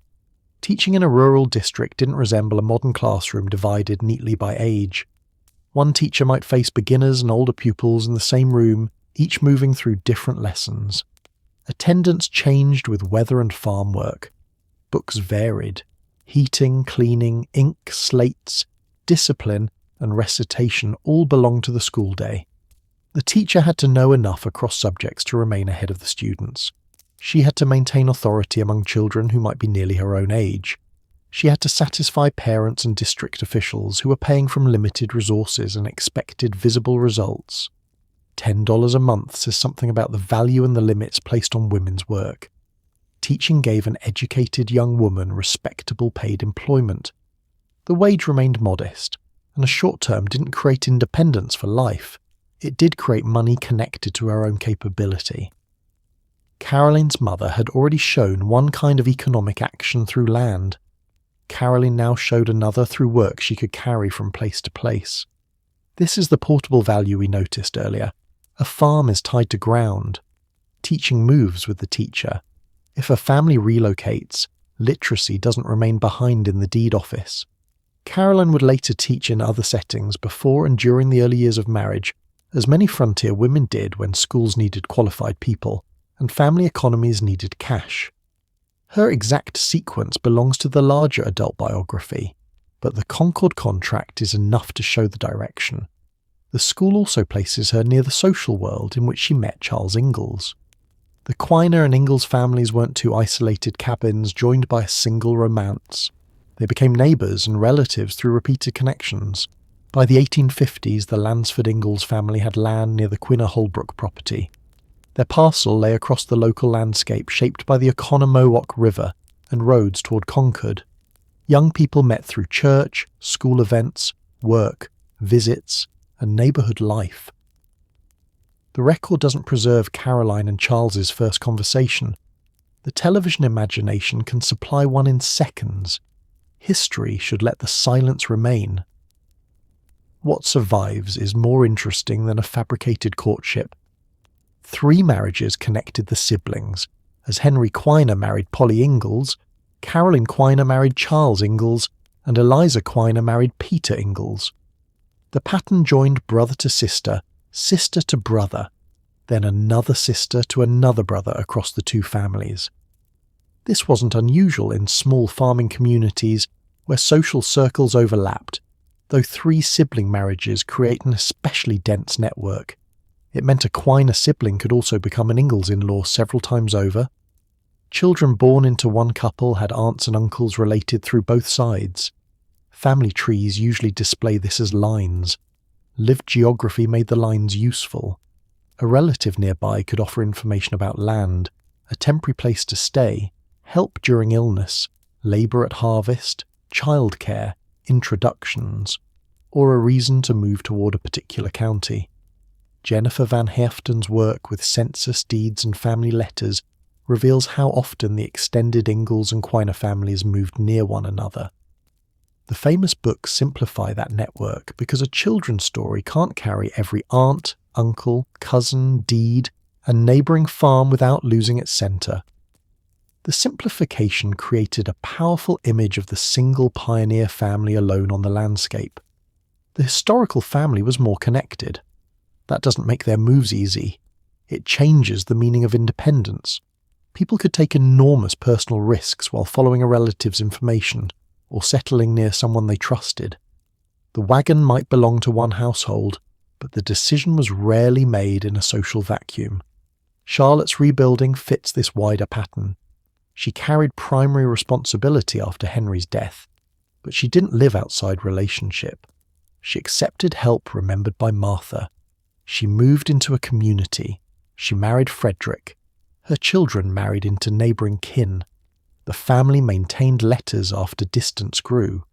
For anyone who has spent years holding a family together, this may be the detail that rings most true. Strength doesn't always look like doing everything alone. It can look like keeping relationships alive enough that help, information, and belonging still have a route into the house. Caroline learned within that route. Her education was a household achievement and a personal one. Her teaching placed her in the community. Her marriage joined a network already forming around her. In the winter image of Little House Memory, Ma often appears as the settled centre while Pa looks toward another horizon. Historical Caroline had already experienced movement before marrying Charles. Her parents had crossed several states. Her mother had moved the children after widowhood. The family had exchanged one land arrangement for another. Movement wasn't solely a male impulse around which women waited. Women packed, selected, maintained kin ties, evaluated risk, and lived with the consequences. Charlotte's purchase is the clearest example. Caroline's teaching is another form of positioning herself within available opportunity. The two women didn't make identical choices. Charlotte moved toward land and remarriage while raising 6 children. Caroline moved into teaching, then marriage, and later a household that travelled much farther west. The connection between them is practice, not destiny. A girl saw a mother manage change. A young woman gained skills that could function inside change. An adult carried those skills into new places. In 1858, Caroline's 3-month school term gave her a room of pupils and a contract. Each day required re-entry. Who had come and which lesson had been reached? What could be completed before farm work or weather interrupted? The same calm organisation later admired in Ma Ingalls had public as well as domestic use. A teacher can't manage a mixed classroom through feeling alone. She needs sequence, attention, memory, authority, and the ability to make instructions understood. It's fair to say the record shows Caroline becoming capable. It isn't fair to claim we've discovered the single event that created her capability. Perhaps that distinction sounds small. It protects the person from becoming a moral lesson. Caroline wasn't valuable because suffering improved her. She developed skills while living through circumstances she didn't choose. The school contract also gives Charlotte's earlier land purchase another payoff. A family settled near Concord could connect its children to schools. A child who attended could become the teacher. Property, community, and education formed a chain. The chain changed what was possible for a daughter. 2 families became one network through marriage, but the links didn't all form at once. Henry Quiner and Polly Ingalls married first in 1859. Caroline and Charles followed in February of 1860. Eliza and Peter married in June of 1861. The sequence covers barely more than 2 years. Charlotte watched 3 of her 6 Quiner children join the same neighbouring family during a period when Lottie was still young. Again, watched shouldn't be turned into a scene. We don't know whether Charlotte approved immediately, worried privately, or recognised in the Ingalls siblings qualities she trusted. The repeated marriages suggest familiarity between households. The duration of the relationships gives them historical weight. The marriages also altered the old count at Charlotte's table. Children who had once depended on one widow now established households of their own. They remained sons and daughters, but labour, money and residence shifted. Joseph and Martha Jane also married outside the Ingalls sibling pattern. Thomas would grow into his own adult life. The 6-child household dispersed without dissolving. Letters became one way to hold it together. Paper crossed distances that daily visiting couldn't. A page could carry crop news, illness, births, deaths, financial trouble, invitations, and the quiet accusation that someone hadn't written often enough. Charlotte's surviving later letter to Martha contains just such a mother's complaint. She asks why the children don't write and wonders whether times are so hard they can't find the time or even the paper. The language is affectionate, anxious, and wonderfully ordinary. A woman who once had 6 young children under one roof later had to ask those adults to send news. The image corrects the idea that rebuilding ends when children grow. The work changes form. A mother who once counted bodies in beds now counts letters arriving. The family network didn't remove loneliness. It gave loneliness an address. Caroline and Charles married on February 1st, 1860 in Concord. She was 20. He was 24. A Methodist minister performed the marriage. The wedding joined two people whose families already knew the same ground. Caroline didn't step from an isolated childhood directly into the famous Westwood story. She stepped from the Quiner Holbrook farm and teaching work into another farming household connected by siblings, roads, and shared Wisconsin history. Charles is often remembered through movement, music, optimism, and risk. Caroline is remembered through order, standards, domestic skill, and reserve. Those portraits are shaped by books and later adaptations, but the contrast has a historical base in the different roles they often occupied. It would be too neat to say Caroline married movement because Charlotte taught her how to survive it. People don't choose spouses as solutions to childhood themes. The safer observation comes afterward. When Charles's plans required relocation, Caroline possessed skills useful in a mobile household. She could teach, sew, and keep accounts. She understood food work, childcare, school needs, and the social importance of letters. She had lived through a family move and a blended household. Those are documented capacities and experiences. The marriage record closes the childhood portion of Caroline's story. Yet Charlotte's rebuilding continues to shape what follows. The Quiner and Ingalls families remain connected. Land succeeds and fails. People move toward relatives.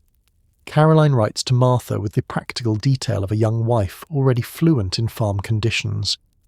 The girl who once waited for news from the lake is now an adult writing her own pages. Her 1861 letter to Martha survives in the Wisconsin Historical Society's collection. It discusses family health, crops, relatives, and the failure of Lansford Ingalls to save his farm.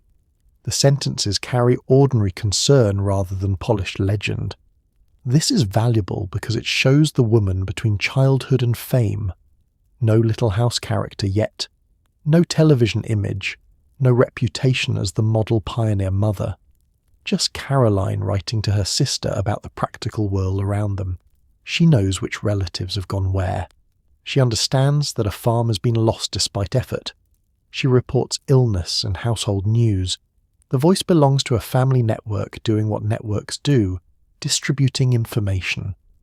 When a farm couldn't be saved, relatives moved. Lansford and members of his household went toward another part of Wisconsin. Peter and Eliza moved with or near family. Caroline and Charles would soon relocate toward Pepin County, where Martha and her husband Charles Carpenter already lived. The pattern doesn't mean every move was coordinated by a grand family plan. It means relatives changed the map of what seemed possible. If someone already lived in a place, they could describe land, work, costs, roads, and neighbours. They could offer an arrival point. This is the overlooked infrastructure beneath pioneer movement. Information travelled through kin before a wagon did. The 1861 letter also returns us to the question of land. Charlotte's 40-acre purchase had become a durable base. The Ingalls farm nearby proved less secure. Caroline wrote that Lansford had tried hard but couldn't save it. We shouldn't use that sentence to declare one family wise and the other reckless. Farms failed for many reasons, including debt, taxes, prices, weather, poor land, illness, and timing. The surviving deed record suggests legal and financial pressure, but Caroline's wording gives the human conclusion. Effort wasn't enough. That truth would accompany her throughout adult life. Work could be necessary and still fail. A good plan could meet weather, property could be lost, another move could become unavoidable. Charlotte's rebuilding was therefore not a fairy tale in which land ownership solved uncertainty. It was one example of a household finding a workable arrangement for a time. The surrounding families continued to face risk. By Caroline's marriage, her documented family history included loss, land purchase, remarriage, financial strain, and siblings moving into new households. Stability around her had repeatedly been made and remade. The conditions kept changing. The family kept using relationship, work, and movement to answer. That's the inheritance we can see. The family missing from the pioneer myth appears clearly when the records are placed side by side. In 1861, Caroline writes from within a web of siblings and in-laws. By 1863, deeds placed Charles Ingalls and Caroline's brother Henry Quiner buying property near one another in Pepin County. Their wives' names appear in the transactions as well. Martha Jane and her husband were already in that western Wisconsin region. Lansford Ingalls and other relatives moved north and west. The pattern looks less like separate families launching alone and more like a chain. One household established a point, another followed, and a third bought nearby. The distance still had to be travelled. Land still had to be paid for and worked. A relative couldn't control weather or erase debt. The network reduced uncertainty without removing risk. This difference matters because the Little House books created one of America's most enduring images of family independence. Pa, Ma, and the girls travel into a landscape where the household seems to face the world largely alone. Neighbours appear, but extended relatives often recede. That narrative choice made the books clearer. A child reader could keep the central family in view. The cost was a historical impression, that pioneering meant leaving kin behind and relying almost entirely on the small household. Van Haften's research restores the missing people, without scolding the books for being books. The historical correction adds richness. Charles and Caroline's household could be adventurous and connected at the same time. The Quiner Holbrook experience gives the correction an earlier beginning. Caroline's mother survived widowhood not by proving she needed nobody, but by using the resources available around her and creating new ones.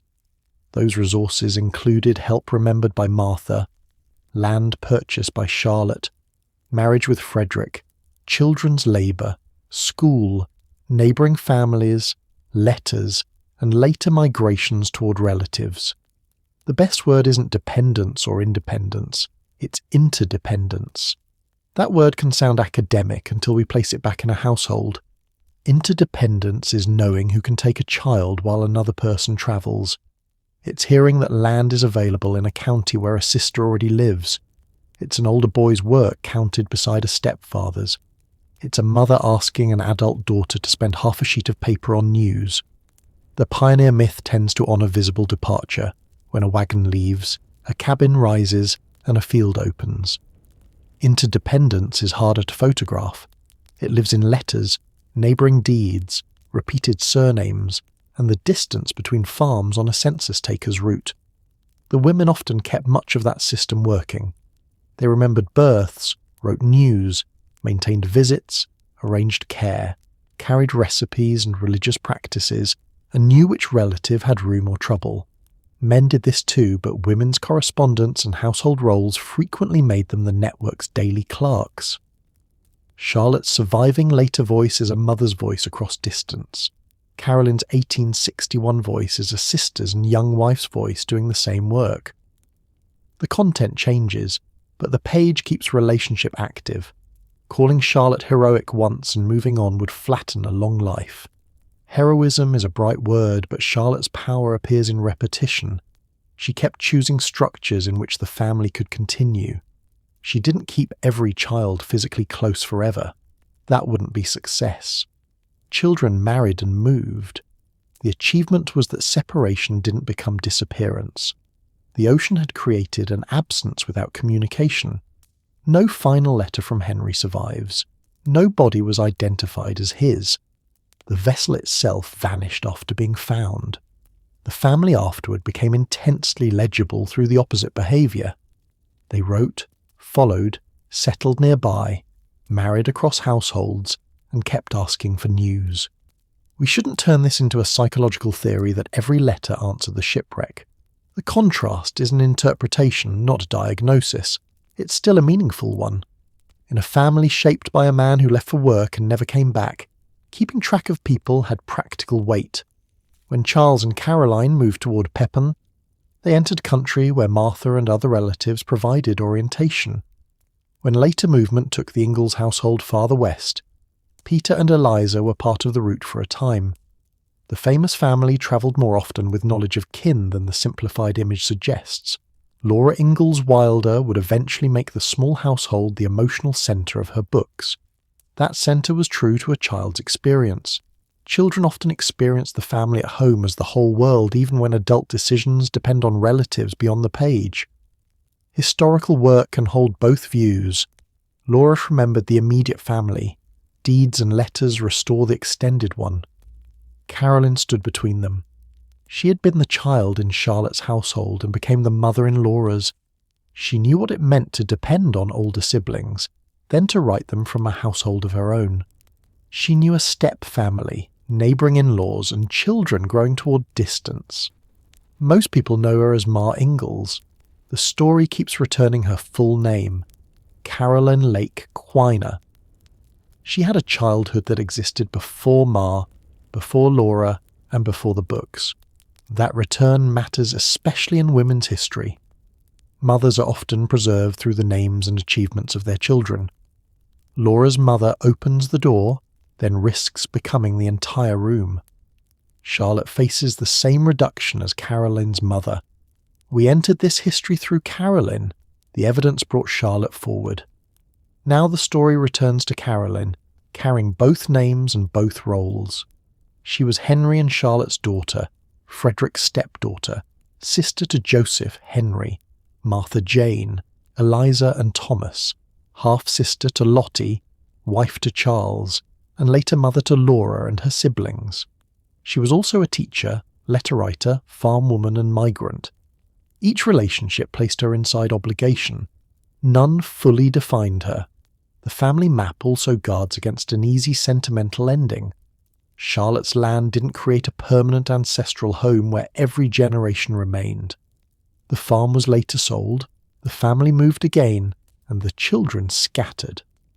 Rebuilding didn't mean holding one place forever. It meant creating enough capacity for the next change. That's why the 40-acre receipt remains more important than the acreage itself. It records a transition from being acted upon to acting. Charlotte could later sell, combine, or leave land because she had first acquired it. The Ocean's Wreck record shows conditions no one aboard could master.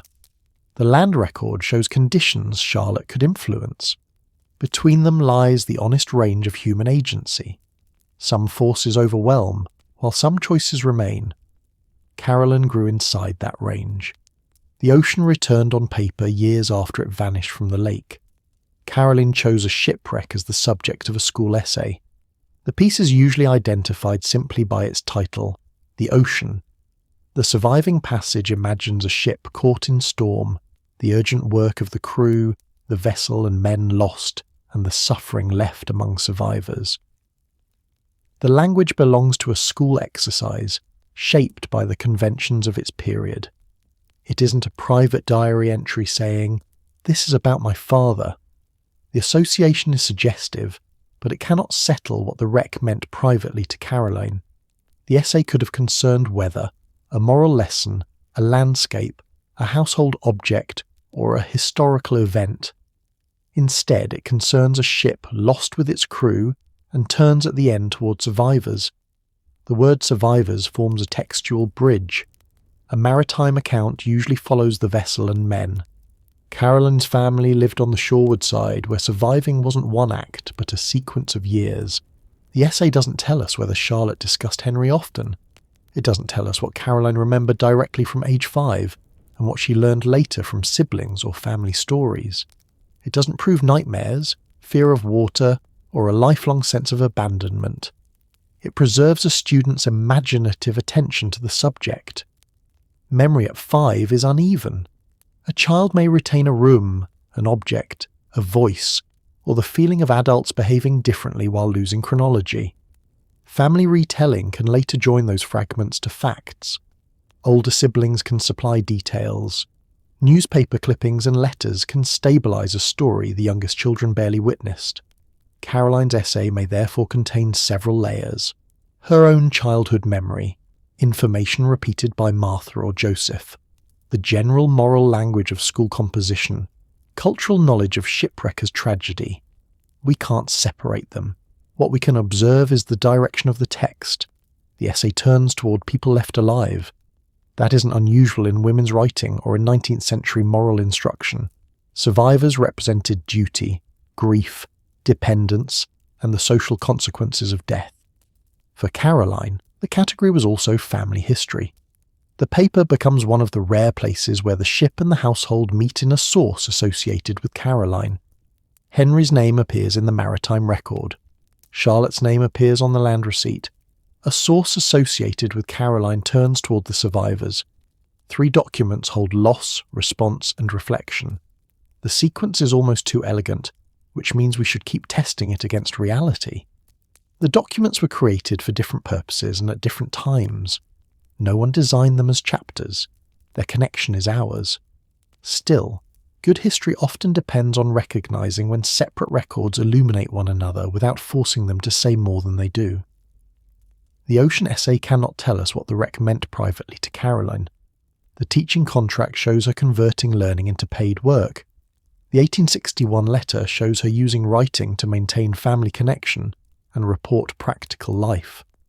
She didn't become a published author like her daughter. Her surviving pages are smaller in number and purpose. They may be more intimate for that reason. A contract and family letter reveal work before reputation. The essay also asks us to reconsider what Ma's quietness might contain. Quiet people are often mistaken for people without an interior history.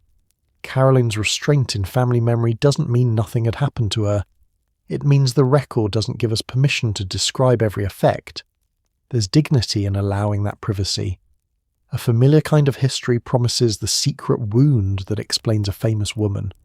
The formula is attractive because it makes a life feel solved. Caroline's childhood does contain a severe loss. The records also contain land, education, remarriage, kinship, and ordinary growth. The best interpretation is plural.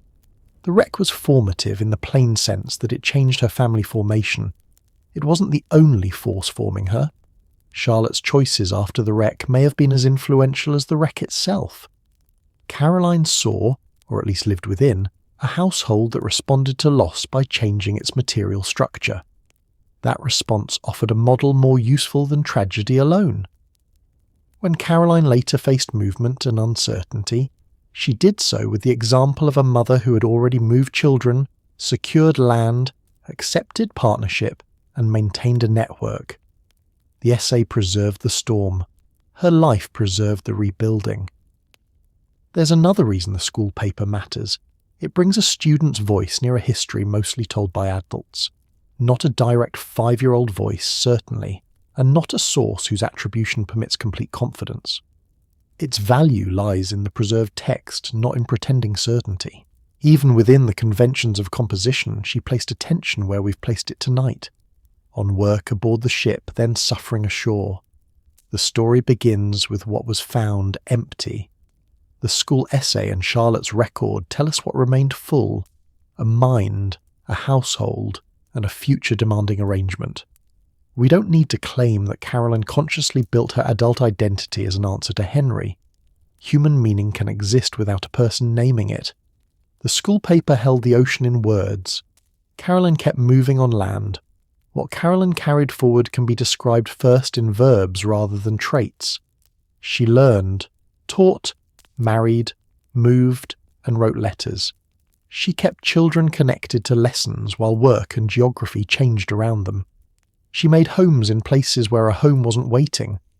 Those verbs are safer than calling her stoic, traumatized, controlling, gentle, or afraid. Adjectives often pretend to know the private source of behaviour. Verbs remain close to what a person did. Later family memory does give Caroline a recognisable manner. She valued propriety. She cared about education. She maintained domestic standards under pressure. She could be reserved. Her religious faith and cultural background shape those standards, as did the expectations placed on 19th century women. The shipwreck belongs within that formation, not above everything else. Losing a father at 5 meant growing without his continuing wages, decisions, and presence. Living through Charlotte's rebuilding meant seeing that households could be reorganised. Attending school and becoming a teacher meant discovering a sphere of authority available through knowledge. Joining the Ingalls family meant bringing those capacities into a marriage associated with repeated movement. No single link explains the chain. Together they create historical context. This context changes how we see the familiar Ma figure. Calm doesn't have to mean passive. Order doesn't have to mean decorative housekeeping. A woman who plans meals, protects schooling, maintains social standards, and keeps a household functioning through relocation is exercising management. The title Ma can conceal that management because motherhood is treated as identity rather than work. Charlotte's record teaches us to look again. When a household survives, ask who handled the transitions. When land changes hands, read the name. When children attend school, ask who made attendance fit beside labour. When relatives remain connected, read the letters. Apply those questions to Caroline and the quiet woman becomes structurally important. This doesn't require turning Charles into an irresponsible opposite. Historical marriages aren't improved by forcing one spouse to carry all wisdom and the other all risk. Charles brought labour, music, affection, farming skill and ambition to the household remembered by Laura. Caroline brought her own abilities. Their choices emerge from partnership, disagreement, culture, necessity, and opportunity. Charlotte and Frederick deserve the same balance. Frederick didn't rescue a woman who had done nothing. Charlotte didn't prove partnership unnecessary. They joined land and lives after she had already carried the family through several years of widowhood. These women become more human when they are allowed to need people without losing agency. The deeper truth is that strength didn't require solitude. It didn't require endless self-denial. It could be competence joined to relationship. Charlotte purchased land and accepted help. Caroline earned wages and married. Martha remembered hardship and preserved family evidence. Lottie later shared a home with her aging mother. Their lives don't fit the modern argument that strength must be solitary. The same is true of motherhood. Charlotte's 6 children didn't remain permanently small. They became workers, spouses, correspondents, and sources of support. A mother's responsibility changed as they changed. Joseph's listing as a farmer shows the first turn. Caroline's teaching contract shows another. The sibling marriages show the household opening outward. The later letters show the adults maintaining a bond that no longer depended on one roof. That progression keeps the 6-child premise from becoming tragedy decoration. The children had futures. Henry, the older son, established his own family with Polly Ingalls. Caroline formed a household with Charles. Eliza married Peter. Martha Jane's letters and descendants helped preserve records. Joseph and Thomas continued beyond the moment when the newspaper counted them as dependents. Lottie linked Charlotte's second marriage to her later years. The widow's household became a kin network spread across Wisconsin and beyond. Caroline and Charles moved toward western Wisconsin, where relatives were already present. Laura would be born into that later household and eventually turn its movements into literature. The books made millions of readers feel that a small family could hold warmth against weather, distance, and uncertainty. That emotional truth need not be discarded when archival history complicates the picture. The lamplit household can remain beloved. We simply notice the roads leading to other relatives beyond its circle of light. For many people, Ma Ingalls is already tied to comfort. Her image belongs to childhood reading, evening television, family memory, or an idea of home maintained through difficulty. This history shouldn't punish that affection. It can deepen it. The historical Caroline wasn't less capable because her family relied on kin. She was more understandable. Her standards didn't float down from a perfect pioneer ideal. They developed inside specific experiences. Her mother had managed scarcity, property and remarriage. Her siblings had worked beside her. School had offered a route into wages. Family letters had carried news across moves. When Caroline created Order later, she was using a language already spoken around her. There's a gendered cost in the way that order is remembered. A man's risky departure becomes a plot. A woman's maintenance becomes background. The ocean is dramatic because it capsized. Charlotte's farm can look quiet because it continued. Continuation is the harder thing to narrate, but it occupied more years. A storm concentrates danger into hours. Raising 6 children spreads it across seasons. No single breakfast has the force of a wreck report. Hundreds of breakfasts make survival possible. That's why we've spent time with flour, cloth, school attendance, acreage, and letters. Not to decorate the past with domestic objects, but to locate consequence. When income stopped, food changed. When land was purchased, work had a base. When Frederick joined the household, capacity changed. When children attended school, future work became possible. When siblings married across families, kinship changed geography. When letters travelled, distance didn't become silence. These are the moving parts of the family reconstruction. The ocean's moving parts failed violently. Mast, sails, hatches, boat, davits. The household's moving parts were less visible and more resilient. Skill, labour, land, learning, kin, communication. The contrast shouldn't become a clever metaphor repeated until it loses feeling. It earns one clear statement. The lake broke a machine of wood and rope. Charlotte rebuilt a human system. Caroline grew inside the rebuilt system and later maintained one of her own. What she carried wasn't a lesson written neatly by tragedy. It was a set of practiced responses. When place changed, identify the next workable arrangement. When money mattered, use a skill that could earn. When children needed continuity, protect learning and routine. When relatives moved, keep the route open through news. When loss couldn't be repaired, repair the structure around it. These sentences are interpretations. Caroline never left us a list. They arise from the pattern of records across 2 generations. The pattern has limits. Caroline's adult life brought new conditions that no childhood preparation could solve in advance. Motherhood differed from sisterhood. Marriage differed from watching Charlotte remarry. Movement with Charles differed from Charlotte's relocation. Each event required decisions made in its own present. Preparation isn't protection.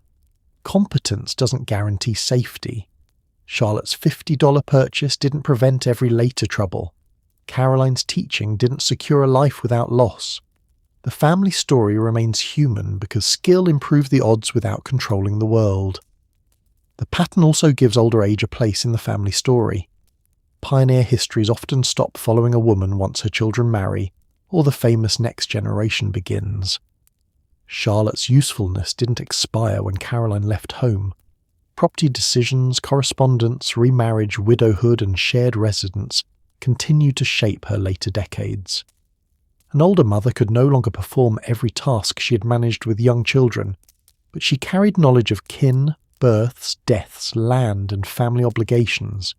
She could tell younger people where they came from, correct a date, remember a relationship, and insist that letters travel. Some of that memory arrived imperfectly.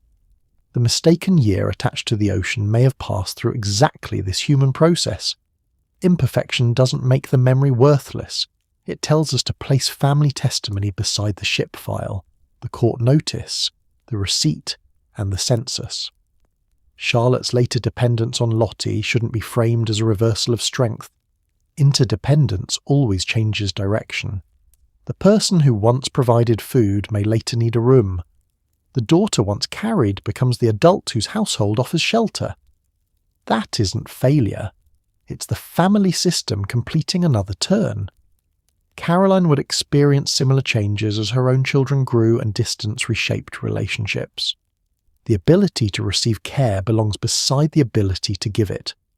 A history interested only in self-reliance misses half of human survival. That's another reason not to romanticize resilience. Resilience is often praised after people have been denied easier choices. Charlotte shouldn't have needed to prove she could rebuild after a shipwreck. Caroline shouldn't have needed a hard childhood to become worthy of interest. Their achievement lies in what they did, not in our gratitude for their suffering. The distinction changes the tone of the ending. We don't need to thank the storm for creating Ma Ingalls. We can mourn what it removed and respect what the women built afterward.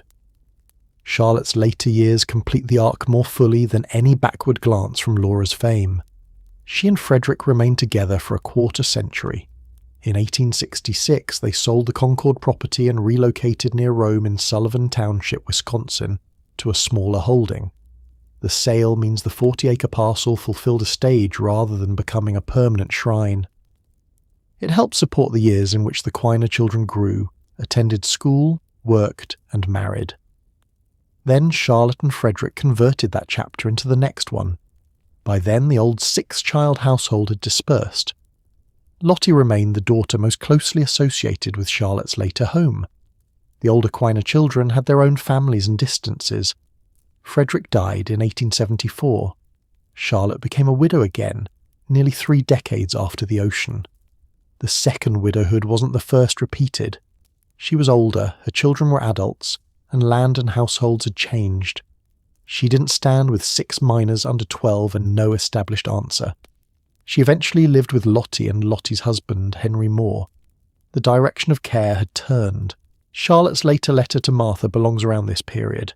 She wants news. She wonders why the children haven't written and jokes with a mother's edge about whether they can't find time or paper. The half-sheet itself becomes an object of the story. Paper costs something. Time costs something. Charlotte used both to insist that family distance be answered.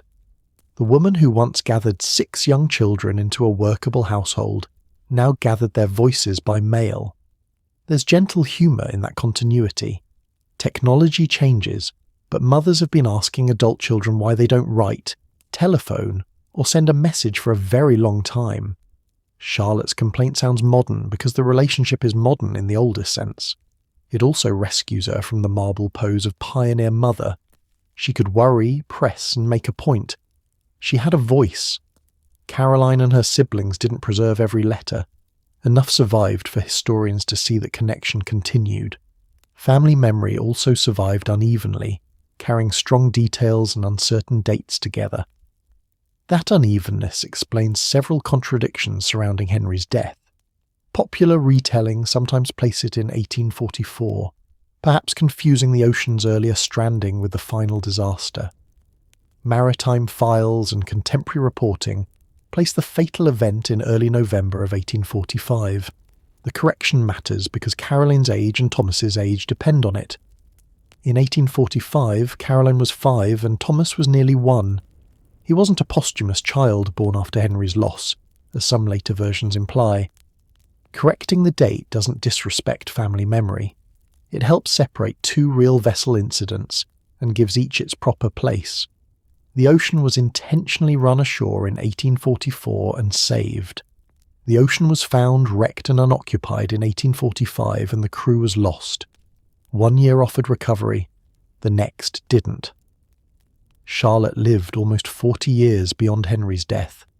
Those decades contain more than aftermath.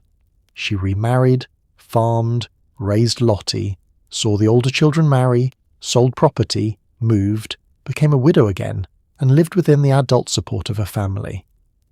Calling all of that what happened after the shipwreck is useful for structure and unfair to the fullness of the life. At some point, aftermath becomes life itself. Charlotte died in 1884. By then, Caroline was a middle-aged woman with a family of her own, and Laura was 17. The girl who would write the Little House books could know her grandmother as a living person, not merely a name in an old tragedy. Charlotte's life overlapped Laura's long enough for family memory to cross another generation. The ocean had disappeared before Laura was born. Its story still reached her world through Caroline, aunts, uncles, papers, and later questions about family history. That's how private events become cultural history, not in one leap from wreck to book, but through people preserving enough fragments for a later generation to ask again. Charlotte's final year was 1884. The family she had once held together was no longer one household. It had become several generations. Now the records can rest and the closing thought can be simple. Return for a moment to the Champion on Lake Michigan. The steamer approaches a small schooner floating where no working vessel should drift. Men look across and see torn sails, open hatches, a missing mast, empty supports where the boat had been, and lumber still in the hold. No people. The image invites us to stare at the blank deck. Tonight we looked past it toward the shore. There we found Joseph, Henry, Martha Jane, Caroline, Eliza, and Thomas. Not a slogan. 6 young people at different ages, all needing the future in a different way. We found Charlotte before Frederick, paying $50 for 40 acres in her own name. We found Frederick joining land to land rather than appearing as a magical rescue. We found a census where 6 children remained together. A boy worked as a farmer, and school attendants placed a small mark beside every name. We found Caroline turning learning into wages. We found 3 marriages joining 2 families, and letters keeping those families from disappearing across distance. We found a school essay associated with Caroline that turns toward a ship and the suffering left behind. None of those records lets us hear her private thoughts at 5. Together they tell us what kind of world formed around her. Ma Ingalls didn't emerge from an empty ship as a finished symbol of patience. Caroline Quiner grew through a household rebuilt by a mother whose decisions deserve their own place in history. The schooner truly was found with no one aboard. Charlotte truly faced widowhood with 6 living children. The fuller truth is better than either line. One mother didn't remain alone forever. 6 children didn't remain helpless forever. An empty vessel didn't leave an empty family. Charlotte's achievement wasn't that she erased loss. She gave life enough structure to continue beside it. And Caroline's inheritance wasn't a secret sentence written by trauma. It was the daily evidence that when the world changed without permission, people could still choose the next workable thing. A meal carries the household to morning. A repaired garment carries a child into another season. A move inland carries the family toward ground it can use. A name on a receipt carries legal control. A school term carries learning into wages. A marriage carries one household into another. A letter carries a voice across the space left by distance. These are modest objects for a story that begins with a wreck, but each one answers a different need. Together they carried the family farther. If sleep has taken you somewhere along the road between Brookfield and Concord, that's all right. The family has reached the land on the other side of the lake story. The ocean remains unfound beneath the history, or broken beyond recognition. Charlotte's name remains on paper. Caroline's remains in millions of homes. The lake returned the vessel without the men. The women on shore returned a family to the future. Good night.